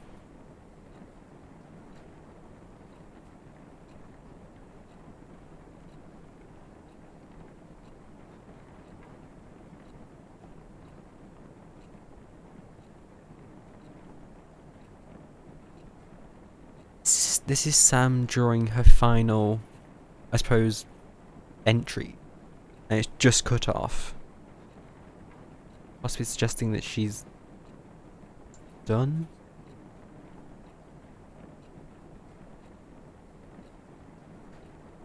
Holding out her eye, covering her eyes. He doesn't want to see something, but what? You don't want to see. Infection. Some things you're trying to look away from, but what? I'm not gonna like this next entry.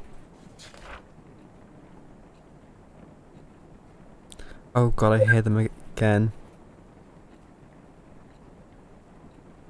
That phone was dead. It is Quicksilver to find out.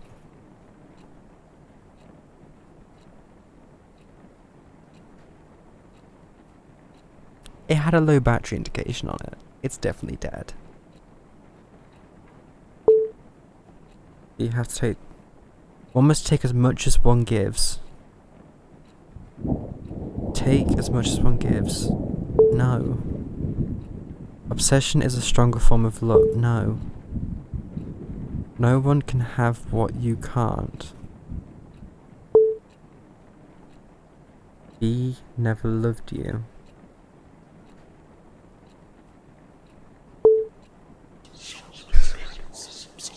Because you are a selfish little shit. All your problems are caused by you. It's all your fault.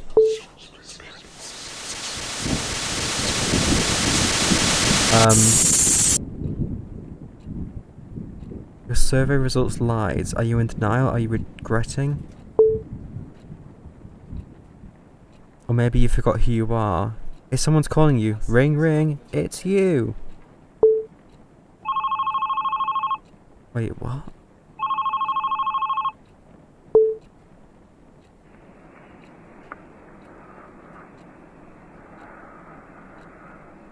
Again with the heavy breather.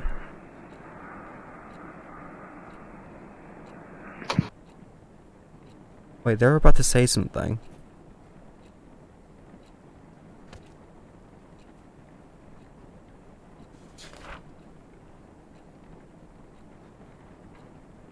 Wait, the book's got an outline. That seems new. Becoming more enclosed. Getting worse. This fucking shithole of a town left a disgusting crack on my heart. Oh, I guess I just never noticed it then. And it's getting bigger and bigger. The voices I hear from the crook are getting louder.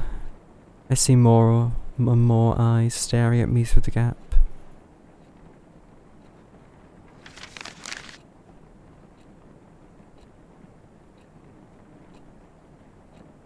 October 13th, 2006. Miss Leslie gave us an easy poetry assignment for once. She said it's okay to make a parody of classics as long as we stick to the ABCB pattern. So I took the liberty of letting my imagination go ABC berserk. Here is a slight taste of my early work. Roses are red, violets are blue, Milo would have soaked if it wasn't for you. Call me Samespear, or is it Hot Spear? I could have waited for Brian to ask for my help with homework again, but I decided to make the first move this time. And guess what he said? He can handle it alone. Call me paranoid, but I might have hurt Brian's pride. That's what happens when Sam opens her idiot mouth and uses her idiot brain.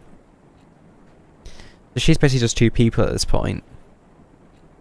P.S. I decided to carry my diary in my bag. The doors in the girls' dorm are way too easy to open. Not as easy as Stacy though, if you know what I mean. I even saw one of the girls using a notepad to crack her door open. Besides, I have this weird hunch someone's been reading my diary. I decided to not ignore this hunch.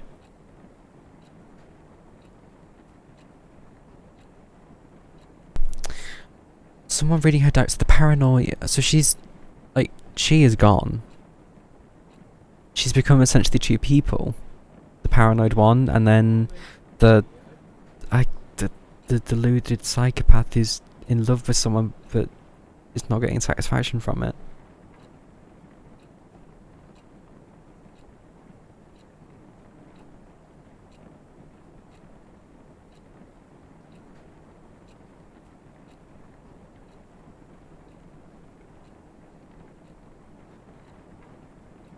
This is not love. This is a cry for help. Very much too late at that.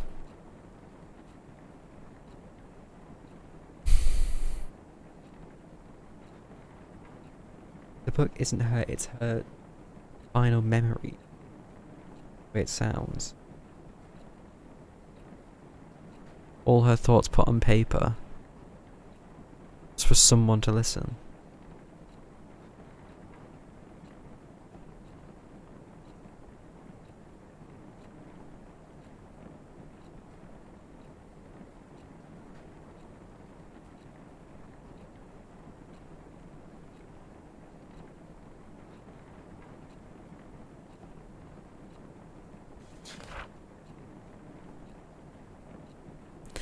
When I ran out of places to run, I had only one solution. Now my memories are scattered all over the dark. Now, I must look for them.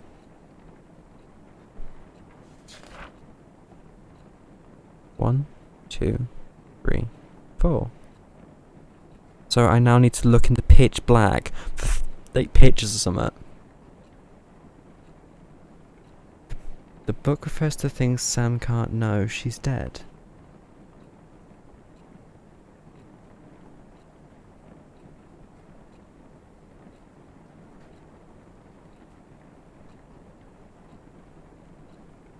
But that doesn't... A lot of it seems like it would fit Sam's perspective.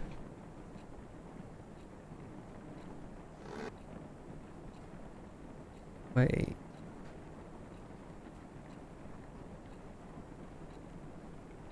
What if this book is actually Stacy? What if this is meant to be her? He was with someone but was in love with another. He killed Sam out of jealousy in a place that she wouldn't be found.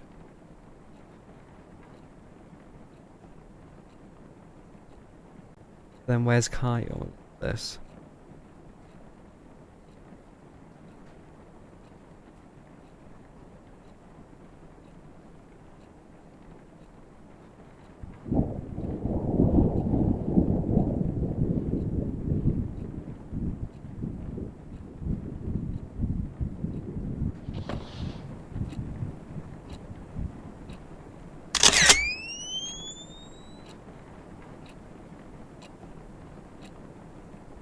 What am I exactly looking for?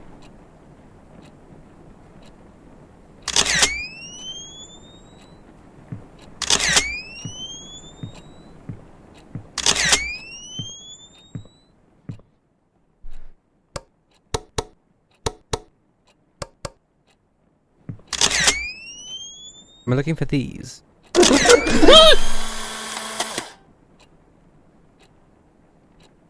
I indulge your gaze.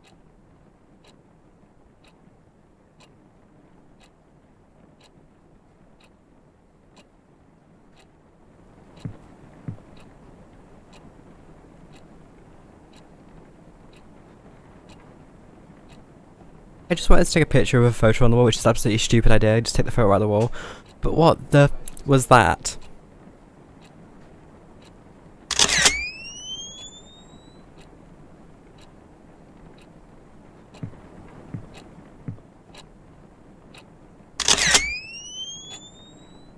I hate that I need to look at where this is because I actually don't know where I'm looking currently. Where the hell am I looking?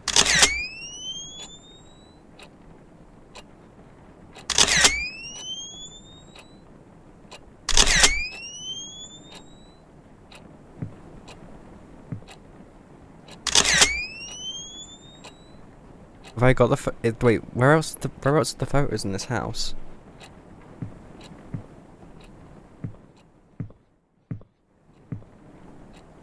I feel like there's one right here. There not? There is.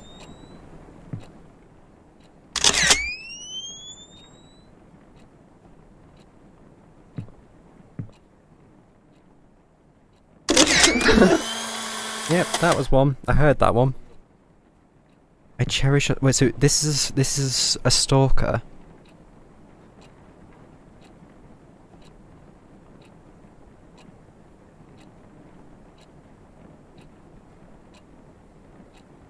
Hold on. So, if this truly isn't a ghost, which I highly doubt it is, this person has photos which would indicate a stalker. So what if whoever's doing this, in fact, followed Ryan around, obsessed with them? You seemed becoming obsessed, but it wasn't her. In fact, that was really someone else doing it. Someone else reading her diary, her thoughts. Remember where the other stuff is?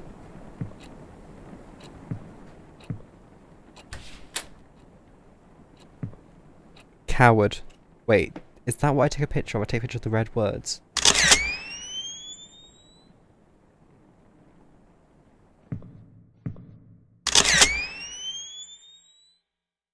That didn't do anything though. Well, it's because is it because the lights are on?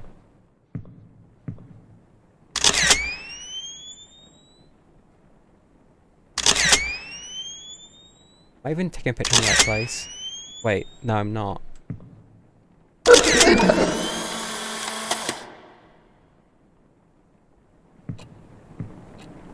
Be my endless sun rays.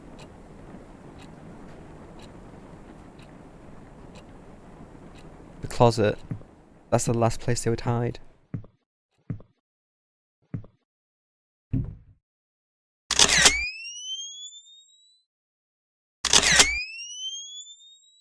Or not.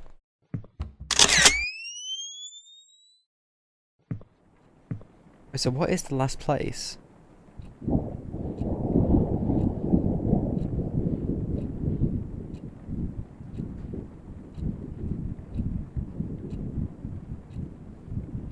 Not the closet.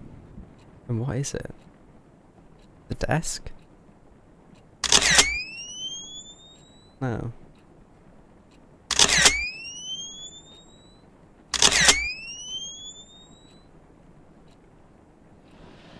We have one that says, I indulge your gaze, be my endless sunrise, and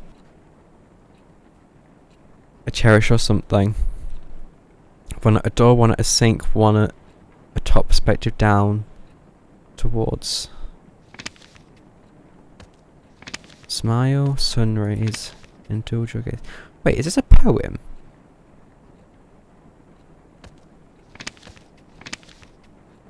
smiles.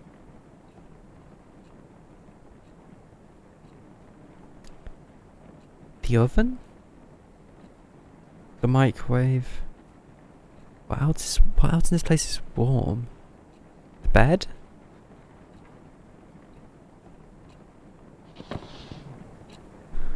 What on earth would you consider warm? I don't even think it means the bed.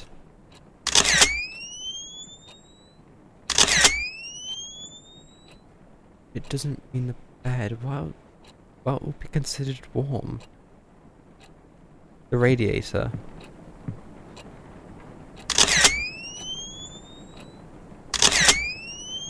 But it's not the radiator?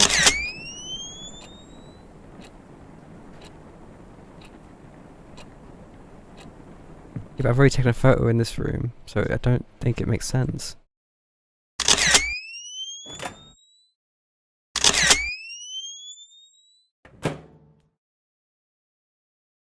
The only place I haven't taken a photo is at the door. What if it's literally I just have to wait for the lights to go out here?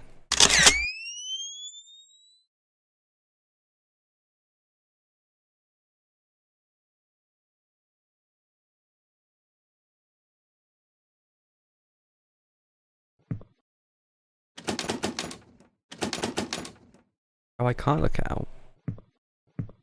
I put the camera up to the door. Nope. Nope, not that. What this?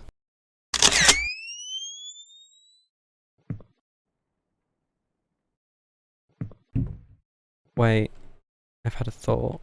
What if it's inside the closet? Nope.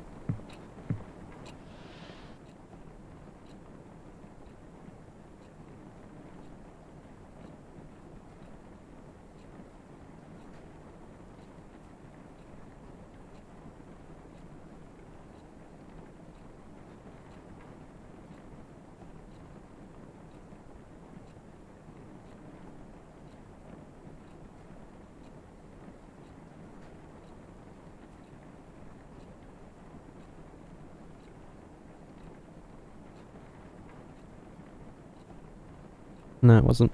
So that's the final photo. Thanks for that, by the way. Keep my face warm, smile, sun rays, gaze. I cherish a smile, be my endless rays. I indulge your gaze. I cherish a smile, be my endless.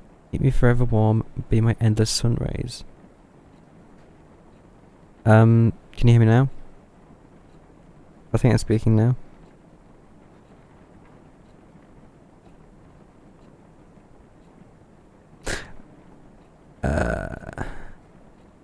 Indulge your gaze, sun rays. A, B, C, B. So so they're the bees. I think. Indulge your gaze and the sun rays. I cherish your smile, keep me forever. Okay, that sounds like an ending point. B, C.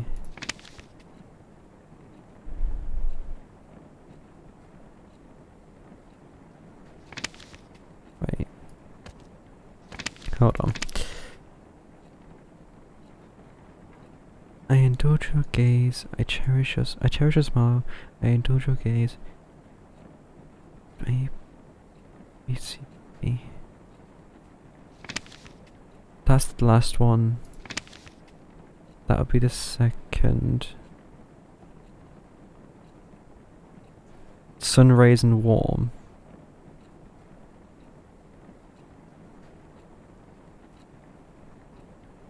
Oh, it's not actually. Okay, it's not actually going by rhyme. I cherish your smile. I indulge your. I cherish your smile. Keep me forever warm. I indulge your gaze. Be my in the sun rays. Wait, what? Okay.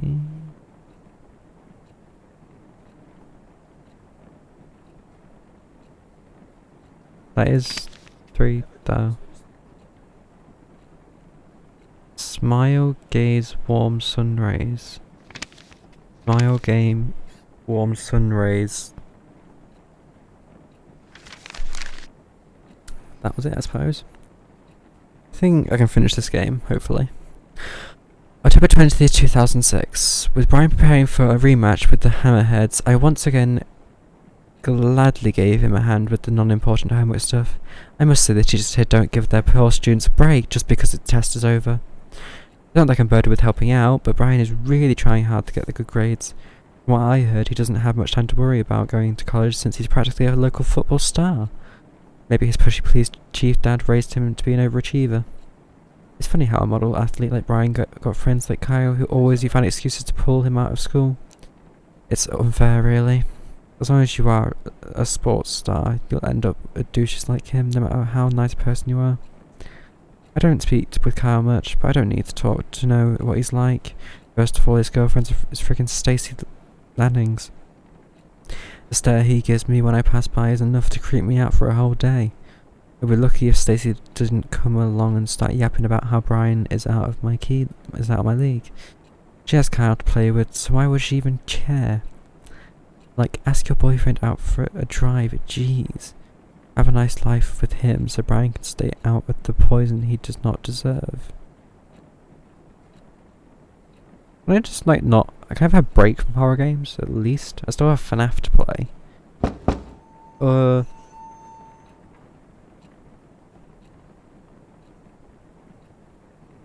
Let's go check the door now. So, okay. This letter... So...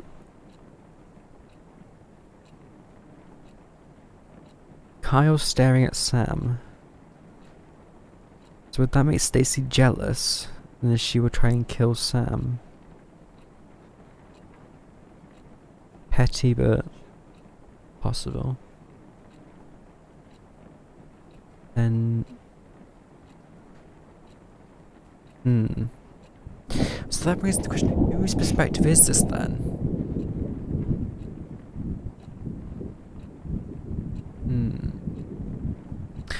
Wait, but also the chief of police.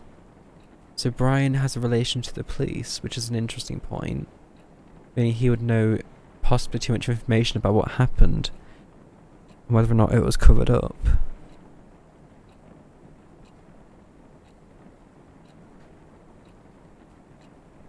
So it would almost seem like Brian's the one that you play as? Open the door. I'm closing my eyes for this.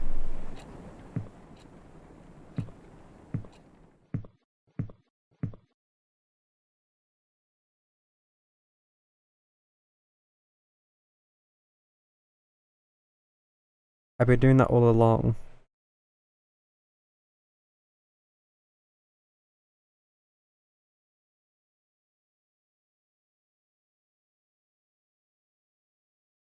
Wait, this is...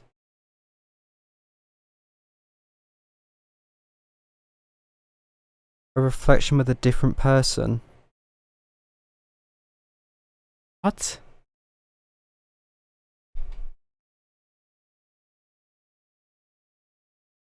So they're hallucinating massively. No, Bixby, not you. You can shush. So they're hallucinating clearly, but like, I'm going to exit this.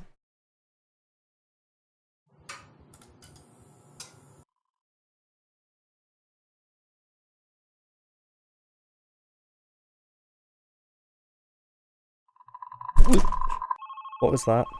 I saw them run towards me. Wait, that was Sam, wasn't it?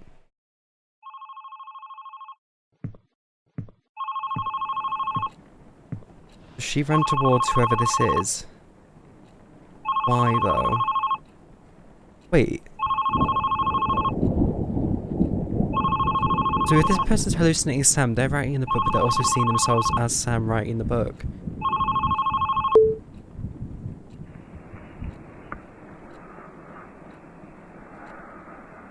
Again, a heavy breather.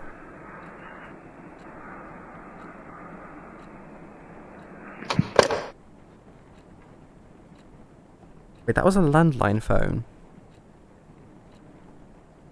That's different.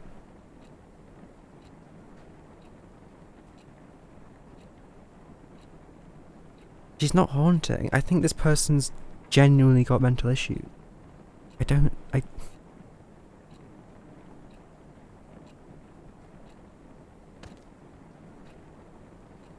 I wake up without waking up. Same rainy night, my lifeless room. Endless nightmare.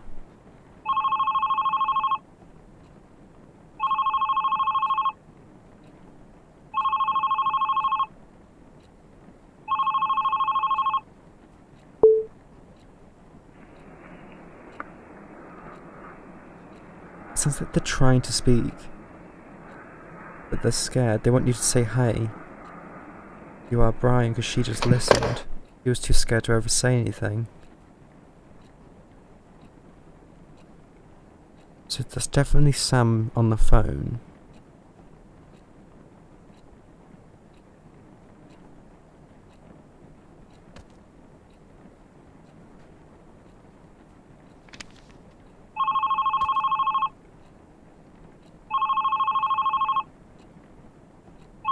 It's just gonna keep happening until I decline it.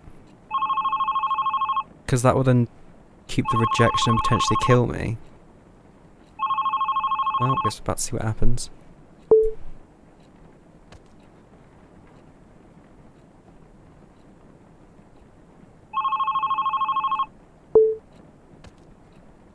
Just ignore her. How mad does she get?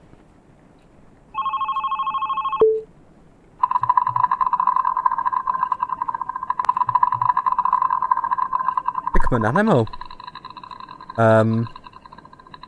That's not in the phone anymore.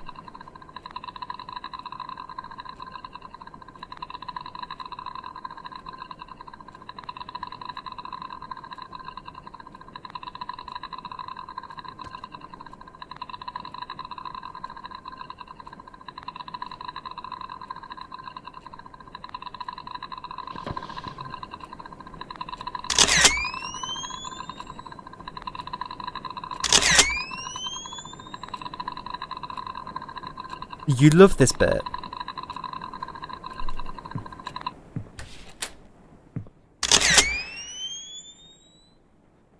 Wait, what the hell? Where am I? I'm just keeping my eye closed half the time. I don't have the willingness to look. You may get stressed. You don't think I'm already stressed?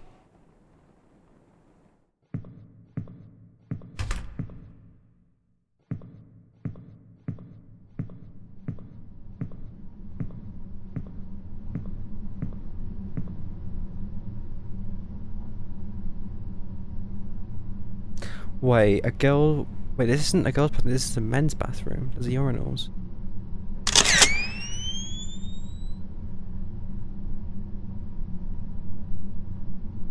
Right, so we have a men's bathroom, so it's...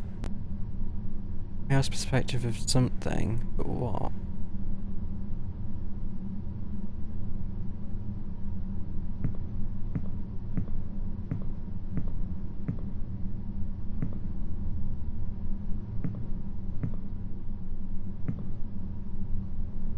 Open vent, which leads somewhere.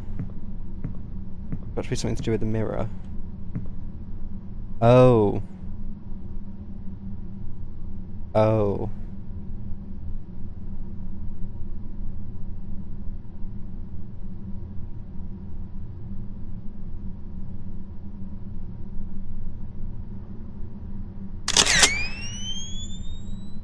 I mean, have a play with it. Oh, I can't do anything with it.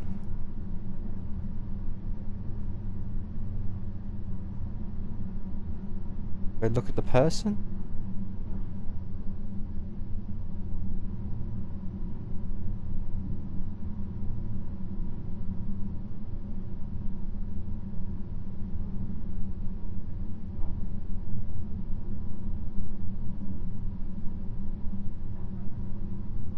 I don't get it. I think I'd need someone to interact with it, but nothing. My camera's also really weirdly locked in place.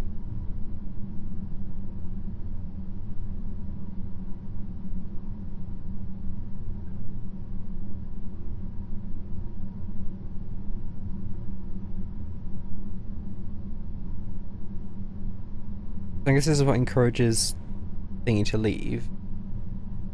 Did do anything though?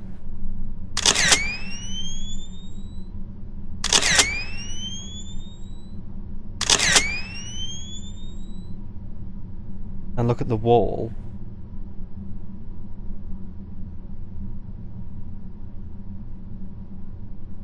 What the fuck are you smiling at?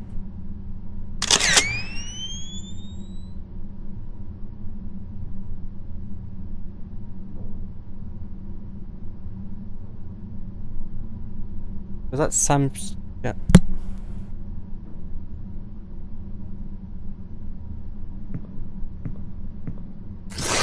What is that?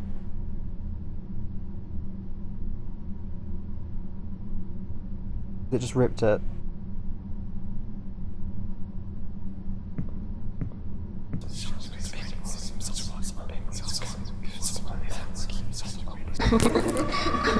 Oh no. What the heck? What just happened?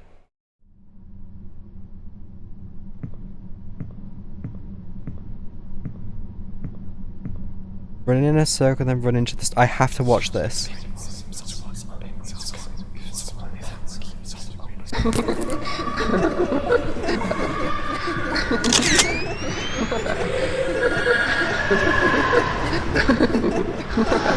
It's too close. I guess I need to go behind me then, not corner myself. Reminds me a lot of Body's Basics, that does.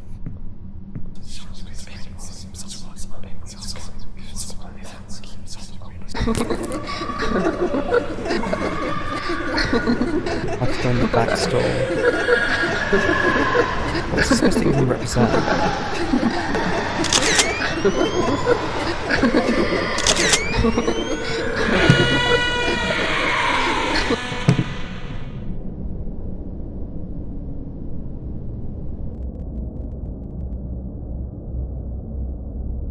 There is...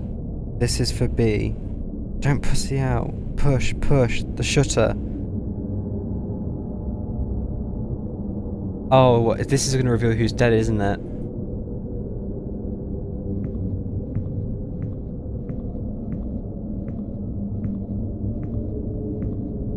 Do it. I didn't get to see that properly. What?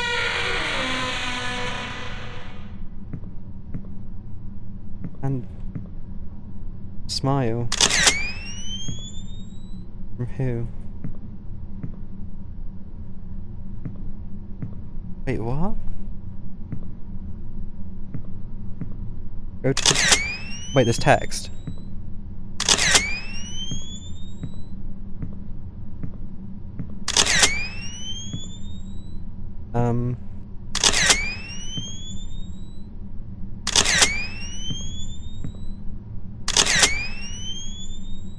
Spray paint. Oh no, don't tell me. You start bullying someone.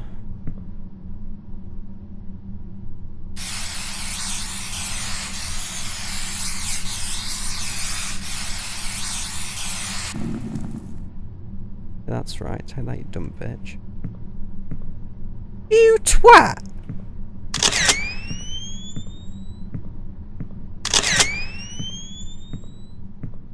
Oh, back to the house.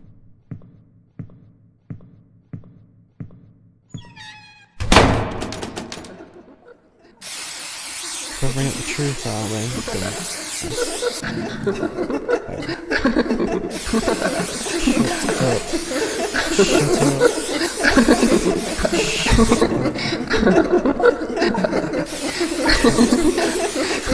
This person going insane. I hate you.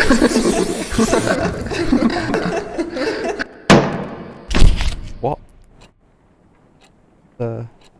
Wait, the room's trash now.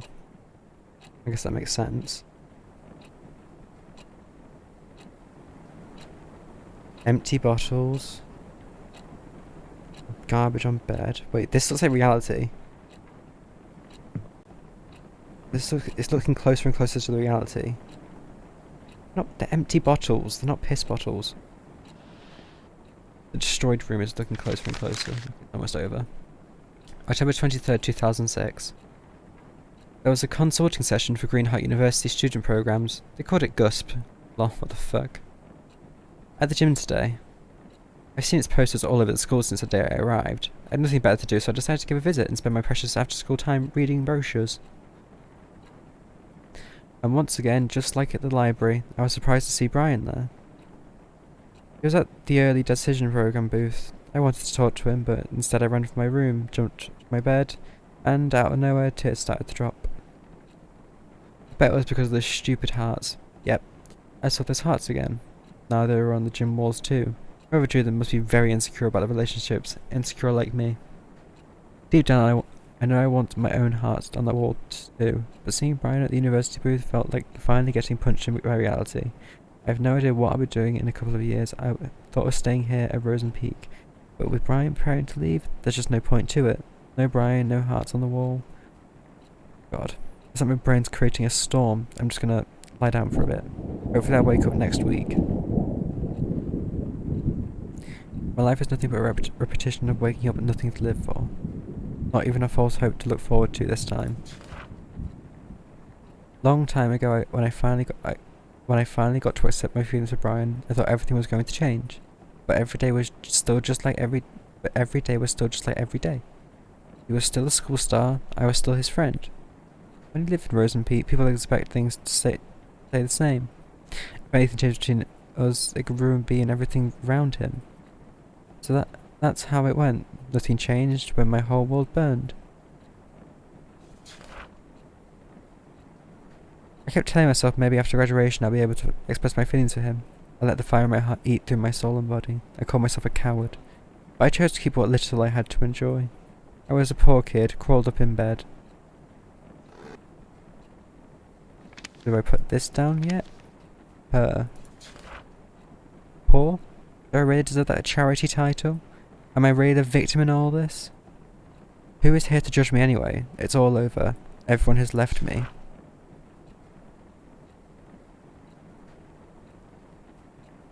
So why do I have to feel like being chased? Like someone's always watching me? Like someone's always trying to judge me? Wait, Stacy? So Stacy talked to... Wait, so this is to Stacy. How did the invite go? She in or not? So does Brian ask Stacy to invite her to the party? I guess this is pretty real. Oh, she's coming. Dogs like her can't say no to parties like this. Time to give her the drama she wants so bad. Wait, so Brian's using her at this point? That's what this is telling me.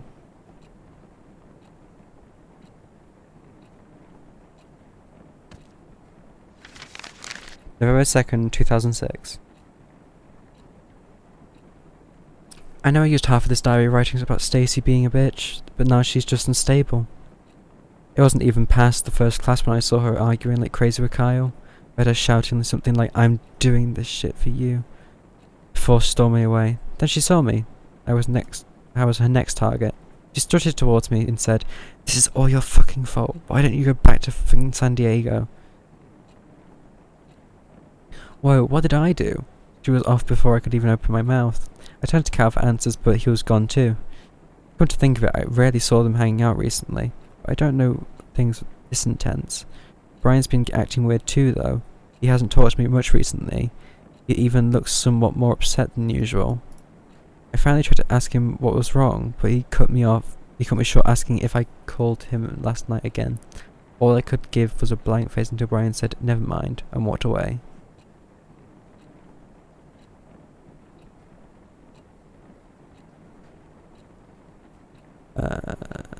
What was that about? What did he mean by again? Calling him in the middle of the night? For no reason, there's something I've dreamed of, but that doesn't mean I actually did it. What the hell is going on? Right now? Again? So this reveals Kyle and Stacy having an argument. Sam clearly wrote... Wait.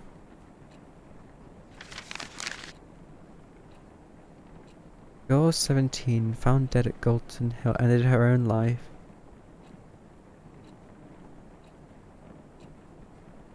Wait. What if they got the wrong person on the death? What if it's not Sam that actually died? What if it's Stacy that died?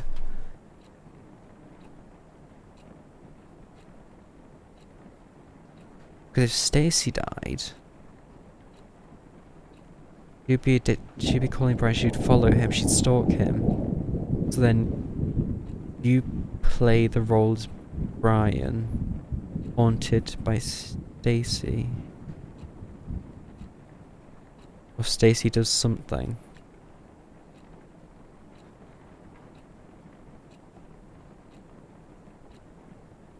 She argues with Kyle, someone's calling him.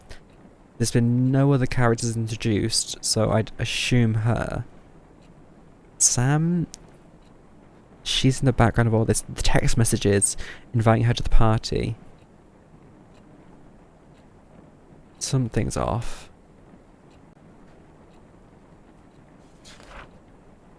It's because of her. The moment she came into our lives, what little I had to enjoy started to crumble. Only bad changes happened in my life, no matter how hard I tried to protect it. A city girl just asking to become an outsider.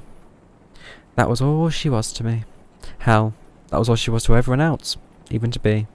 But then, I saw them talking at the library. Hold on. So, hold on.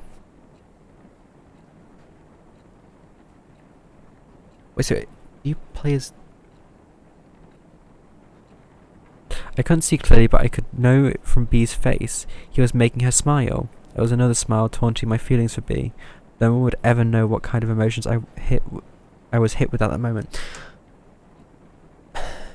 Wait. This is... Wait, so it's not... This book isn't Stacy, because a lot of it's about Stacy, unless she's writing about herself. Is it Kyle he's writing in this book?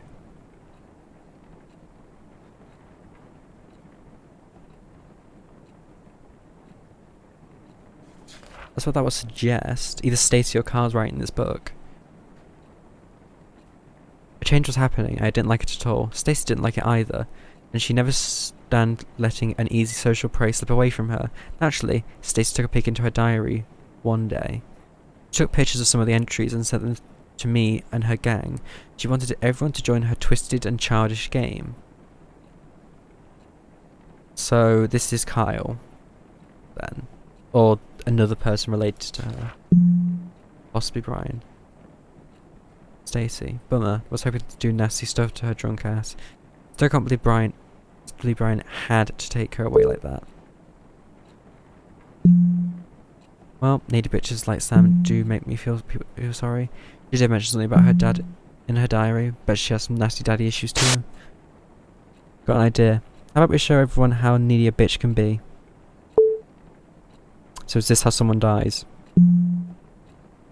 Sounds fun, but how? Leave it to me, just keep reading her diary once in a while.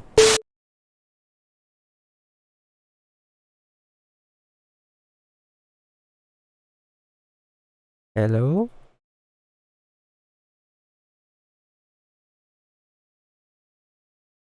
So I guess this is now Stacy's perspective of everything.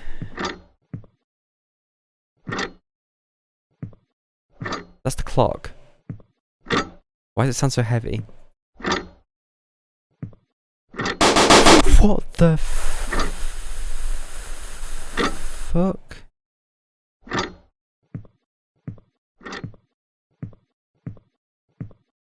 Wait, so you see an argument between Brian and Sam?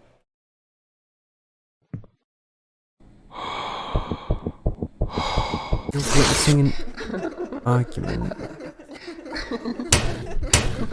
What the hell is that?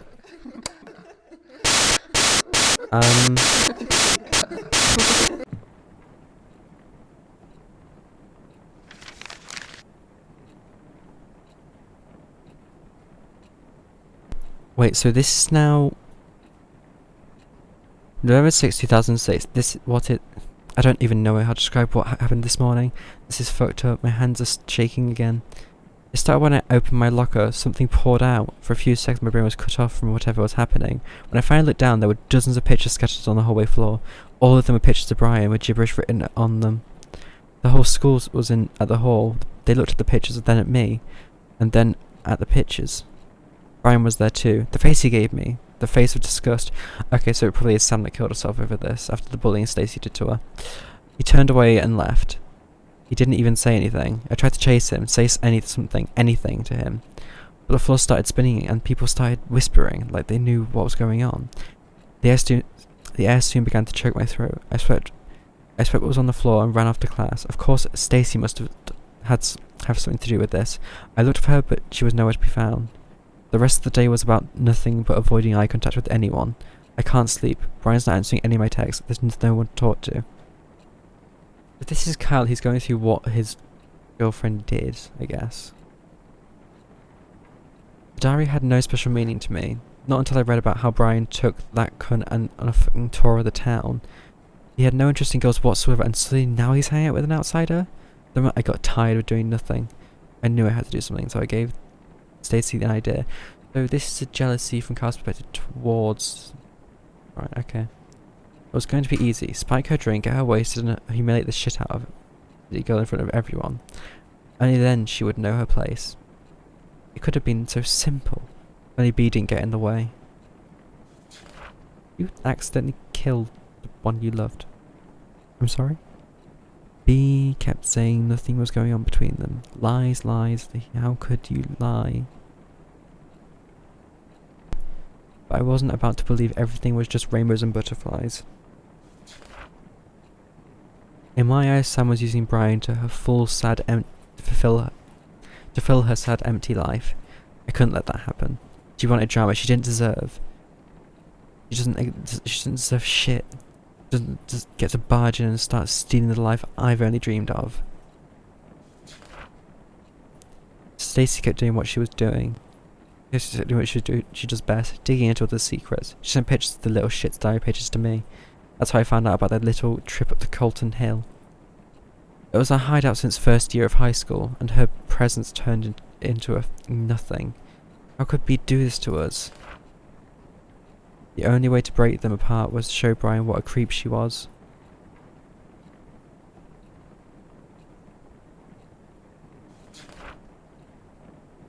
I kept reading the disgusting words she wrote on her diary.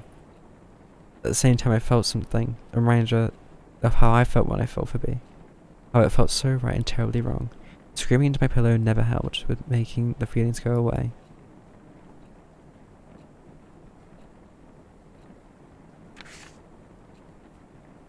Did you find the diary yet?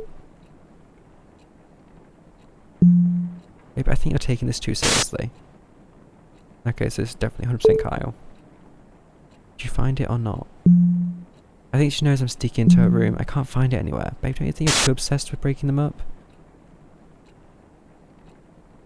So Kyle's in love with Brian, and then Sam does end up killing herself.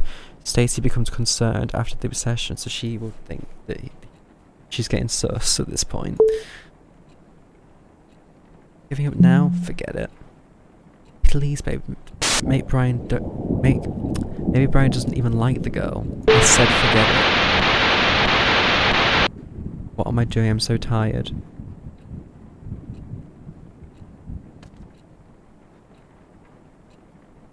I'm guessing he wants to go to sleep then. At some point. Oh, it's the ending of the game, maybe. November 7th, 2006. The school counsellor called me today. Mr. Phones asked me if the rumours were true. Rumours that I'd been leaving heart drawings all over school. Rumours that I'd been stalking Brian. At this point, the whole school must be out of its mind. I didn't even know the letters in the fucking heart spelled S and B. And what? Just because the initials are S and B, suddenly every name that starts with them are either Sam or Brian? And guess what? Even crazier words are on the streets. Sam Holt, the daughter of a child molester, craves forbidden love. Wait, what? What on earth did Stacy find out about Dad? Why would she do so much to fuck up my life? And where the fuck is she? Is she...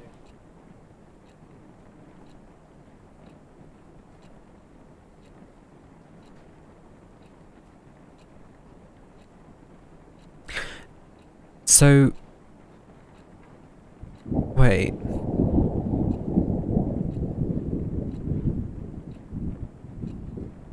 Oh, okay. That makes more sense. How did this... You know what? I'm tired. I'm tired of waiting for Brian to listen to me. I'm tired of looking for words to describe this fucked up situation. I can't believe I had to go through this again, so far from home, and so soon. Brian, please say something.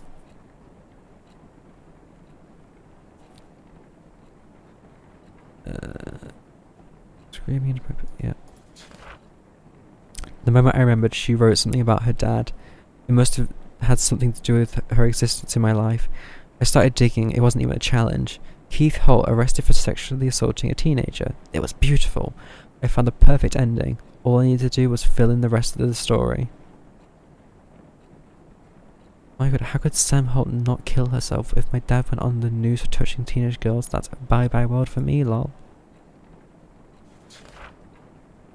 Sam Holt calls Brian from a payphone in the middle of the night and silently listens to his voice.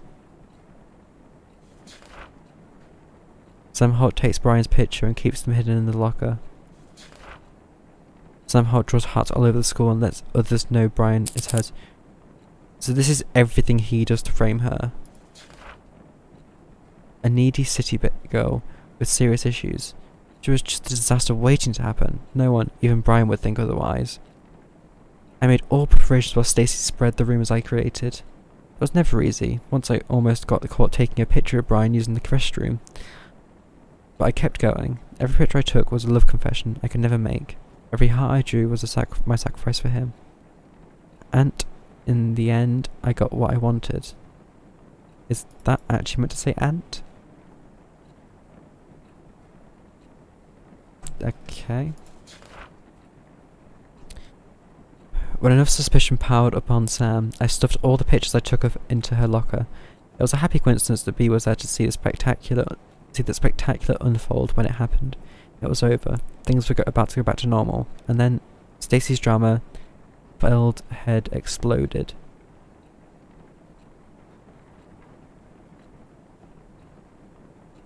Oh, I guess I'm going to go watch her die?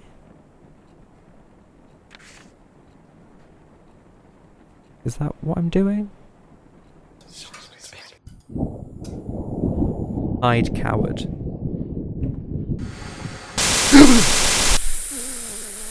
Didn't get in the closet in time. Oh, that explains the closet then.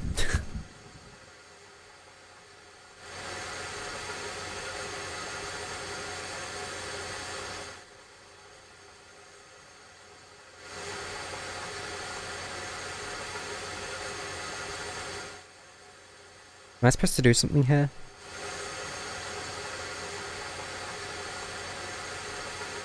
Use the red text.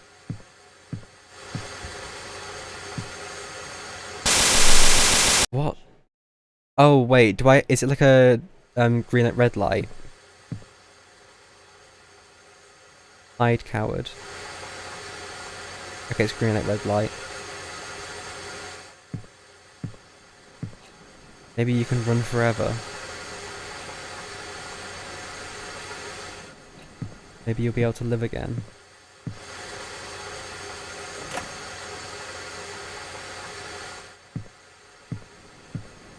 Don't know where I am. Finally move on. Lol JK, you're gonna die. I'm done watching you get away with the shit you've done to me. Do you really think I wouldn't find out? That you've been using me to break from Sam and Brian apart so you can have some fun with her? Well, I had my share of fun when I told Brian what you've been doing. You should have seen the face you made when I got the part of you drawing those retarded hearts all over the school. Hope you enjoy your happy life now that there's no Brian to get in your way. Oh, by the way, I saw you staring at that college poster.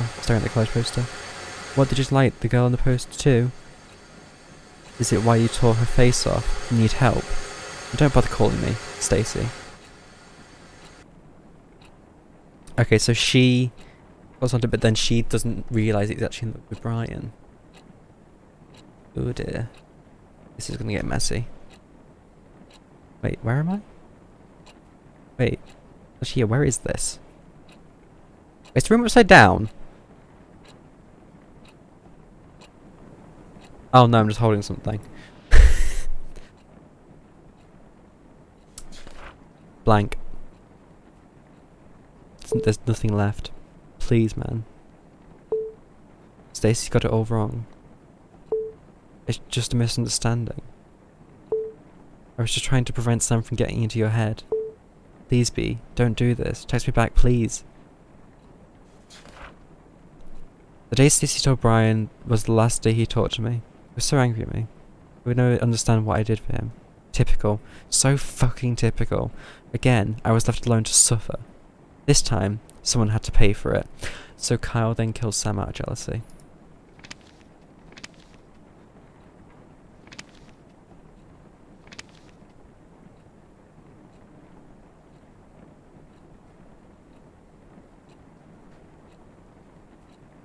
Wait, can I? Oh, I don't think I can anymore. Well, no, I was going to see if I could change the position so Kyle died instead of Sam. Apparently not, though. There's the locker I'm looking for. The note in the locker. Who the fuck locks the locker?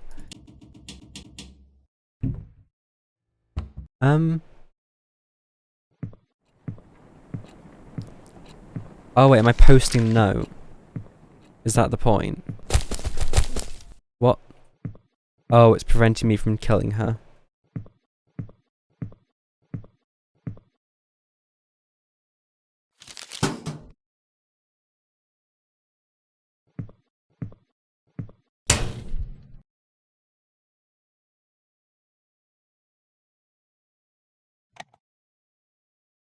There we go.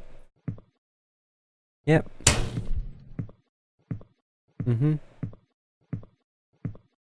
This is what your life becomes. Yes, hello. I'm actually running from her. Is that the point? I'm not meant to run into her.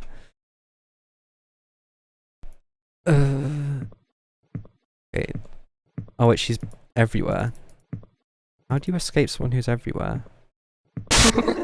Whoa, that's creepy. No. No. No. Oh. becoming trapped with what you've done.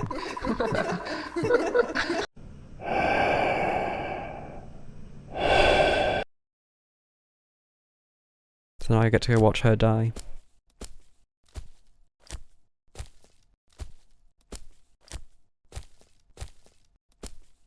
Wait, do I push her? Oh right, I do, don't I? That's how this goes. Waiting for someone. And you can stay away from him. You know you don't deserve him. I don't know what you're talking about. Our lives are ruined because of you.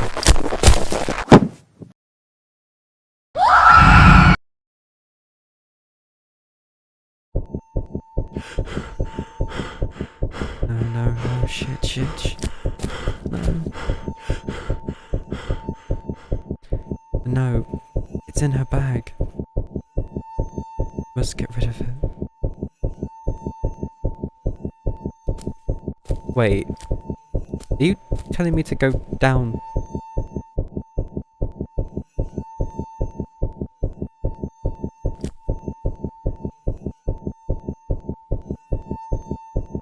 Oh wait, the branch.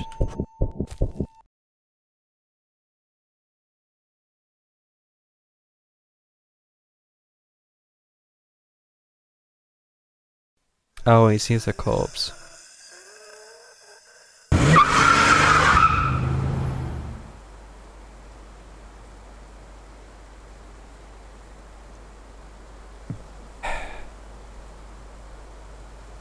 And he burns the bag.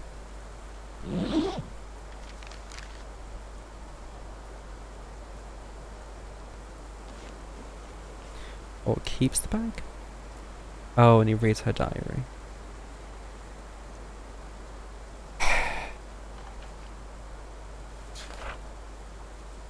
October 20th, 2006.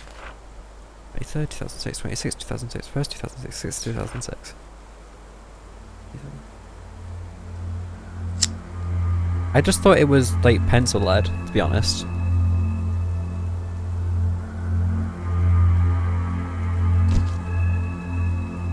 I didn't think it was actually burn marks.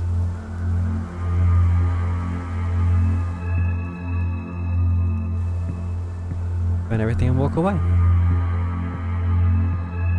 Then we go back to the start.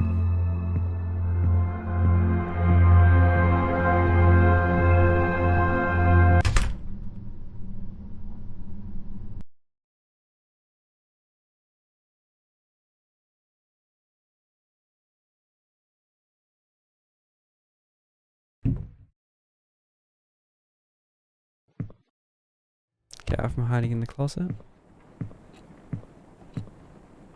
Come sit down. It wasn't an accident. I never meant to kill her. Or maybe I did? Did I? But it doesn't matter now. Does it matter now? Did any of what I did matter? I left the team after what happened at Colton. After that... Wait, Cotton? It's called whatever. After that, school. From what I've heard, Brian easily got accepted to university. He left town right after graduation. The fact that he's a star athlete with notable school record worked like a charm.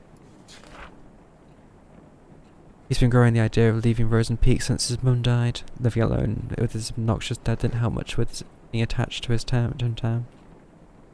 We never got to talk about it seriously, but I didn't really want to. But every time he hinted about leaving, I tried so hard to ignore what it meant for me. Even those college posters all over the school were laughing at me. They were making fun of me. They were making fun of the impending doom. They were all saying, you see? You're gonna die alone here. Maybe I knew. I knew that Beast took an interest in Sam because she was just a clueless new girl who was lonely enough to do anything for any guy who was nice to her. But jealousy is a strong creature. It quickly devoured my mind. Soon, anger took control of me. I just needed someone to be mad at other than Brian. Even after he left me, anger stayed. It devoured me whole. Again, it's time to wake up. Wake up for what? Be greeted by the fact that I must start running around in circles again? That I must stick needles into my body so I can forget the past for a few fucking minutes? It's just like that story Miss Leslie once told us. about. The shortest horror story in the world. The last man on earth heard a knock on the door. I'm alone in my room. I'm alone in this world. There's someone knocking on the door. I don't know who it is, but I keep the door locked. No one comes in, no one goes out. I'm so tired. Just want it to end. Let's just wake up. Let's just open the door. I don't care who or what's waiting for me. But what about my diary? The one I've been keeping to remind myself of how I am the victim of everything that's happened. I don't know what to do with it. What will keep me from going insane? So here comes the big question. Should I keep it? Yes or no? Should he keep the diary?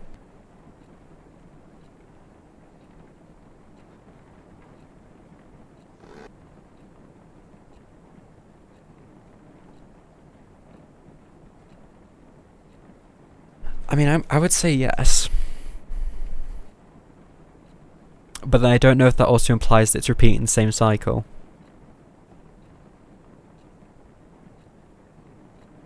Because I'd assume no breaks a cycle.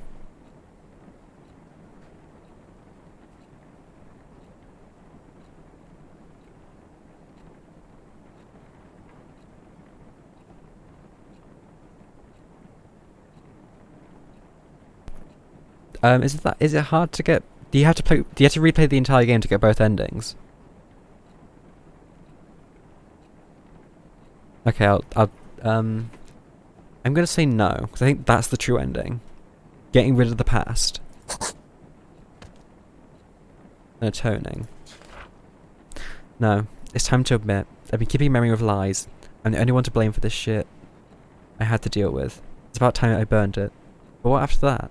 I could open the door out of here, face whatever's waiting for me, or I could just stay with the fire and let go. Whatever's the choice, it's time to say goodbye.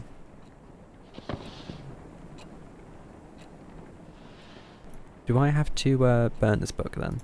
Or can I even?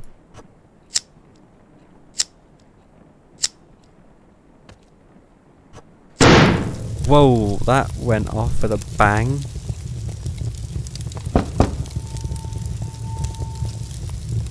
Oh, okay, I see what that is.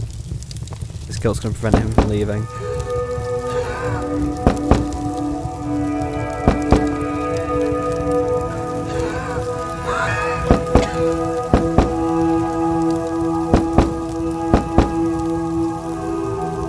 Why is the door a heartbeat? The door opened, I think.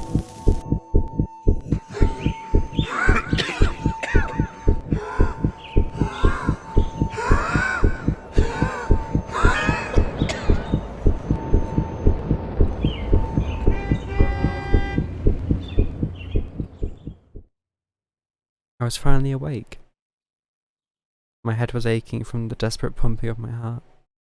My burning lungs sucked in air for what felt like an eternity. But I knew nothing was over. I needed to get what's coming to me. I told the police everything that happened 3 years ago. It won't fix what I've done, but at least I finally get the closure I deserve. I know it doesn't mean anything now, but goodbye, B.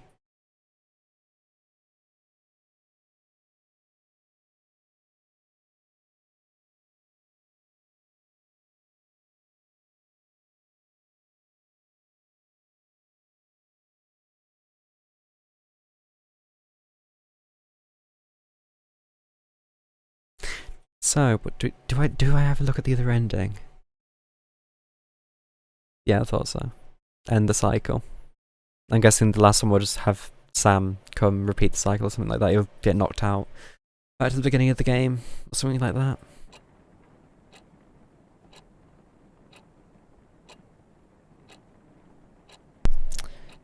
So let's just get out of bed. Continue. Do this and then I get to go to sleep. It's actually quite late. Whoops. So, next page, next page, next page, next page, next page, Yes.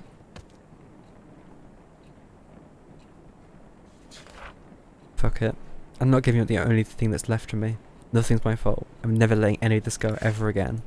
And then Sam's gonna punish him for it.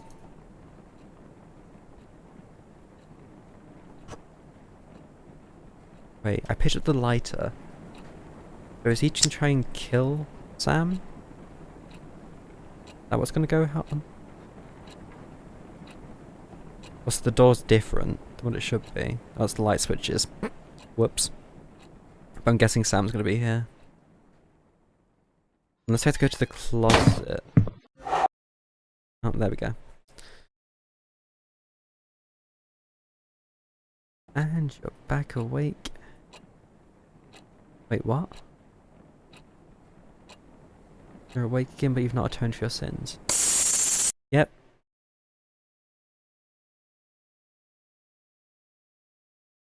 It will never end.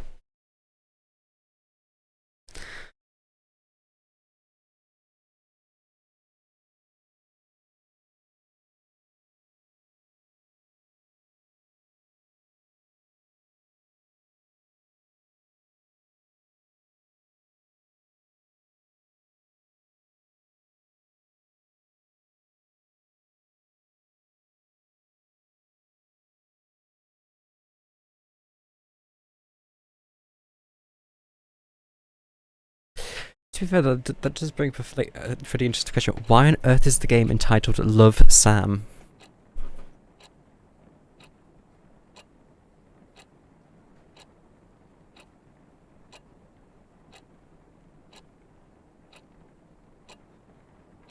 Is it just because she's the one that's the victim in all this?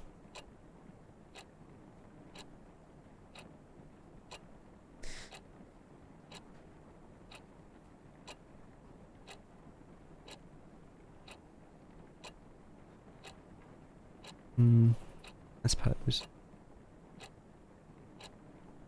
He's always in the story. Well, it was literally the majority of the story.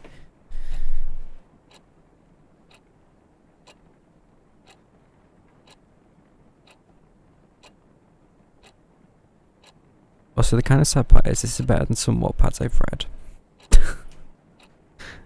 And this is shorter as well. Although I am surprised I finished it in the one day.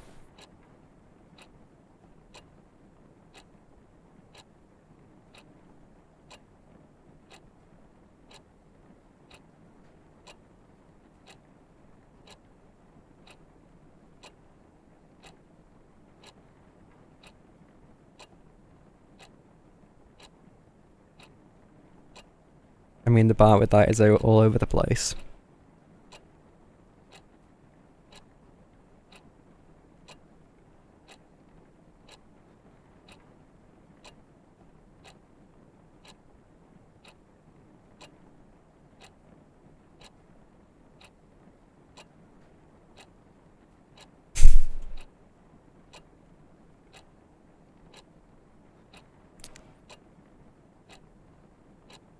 Yes, I suppose it is time to call it a night, almost morning.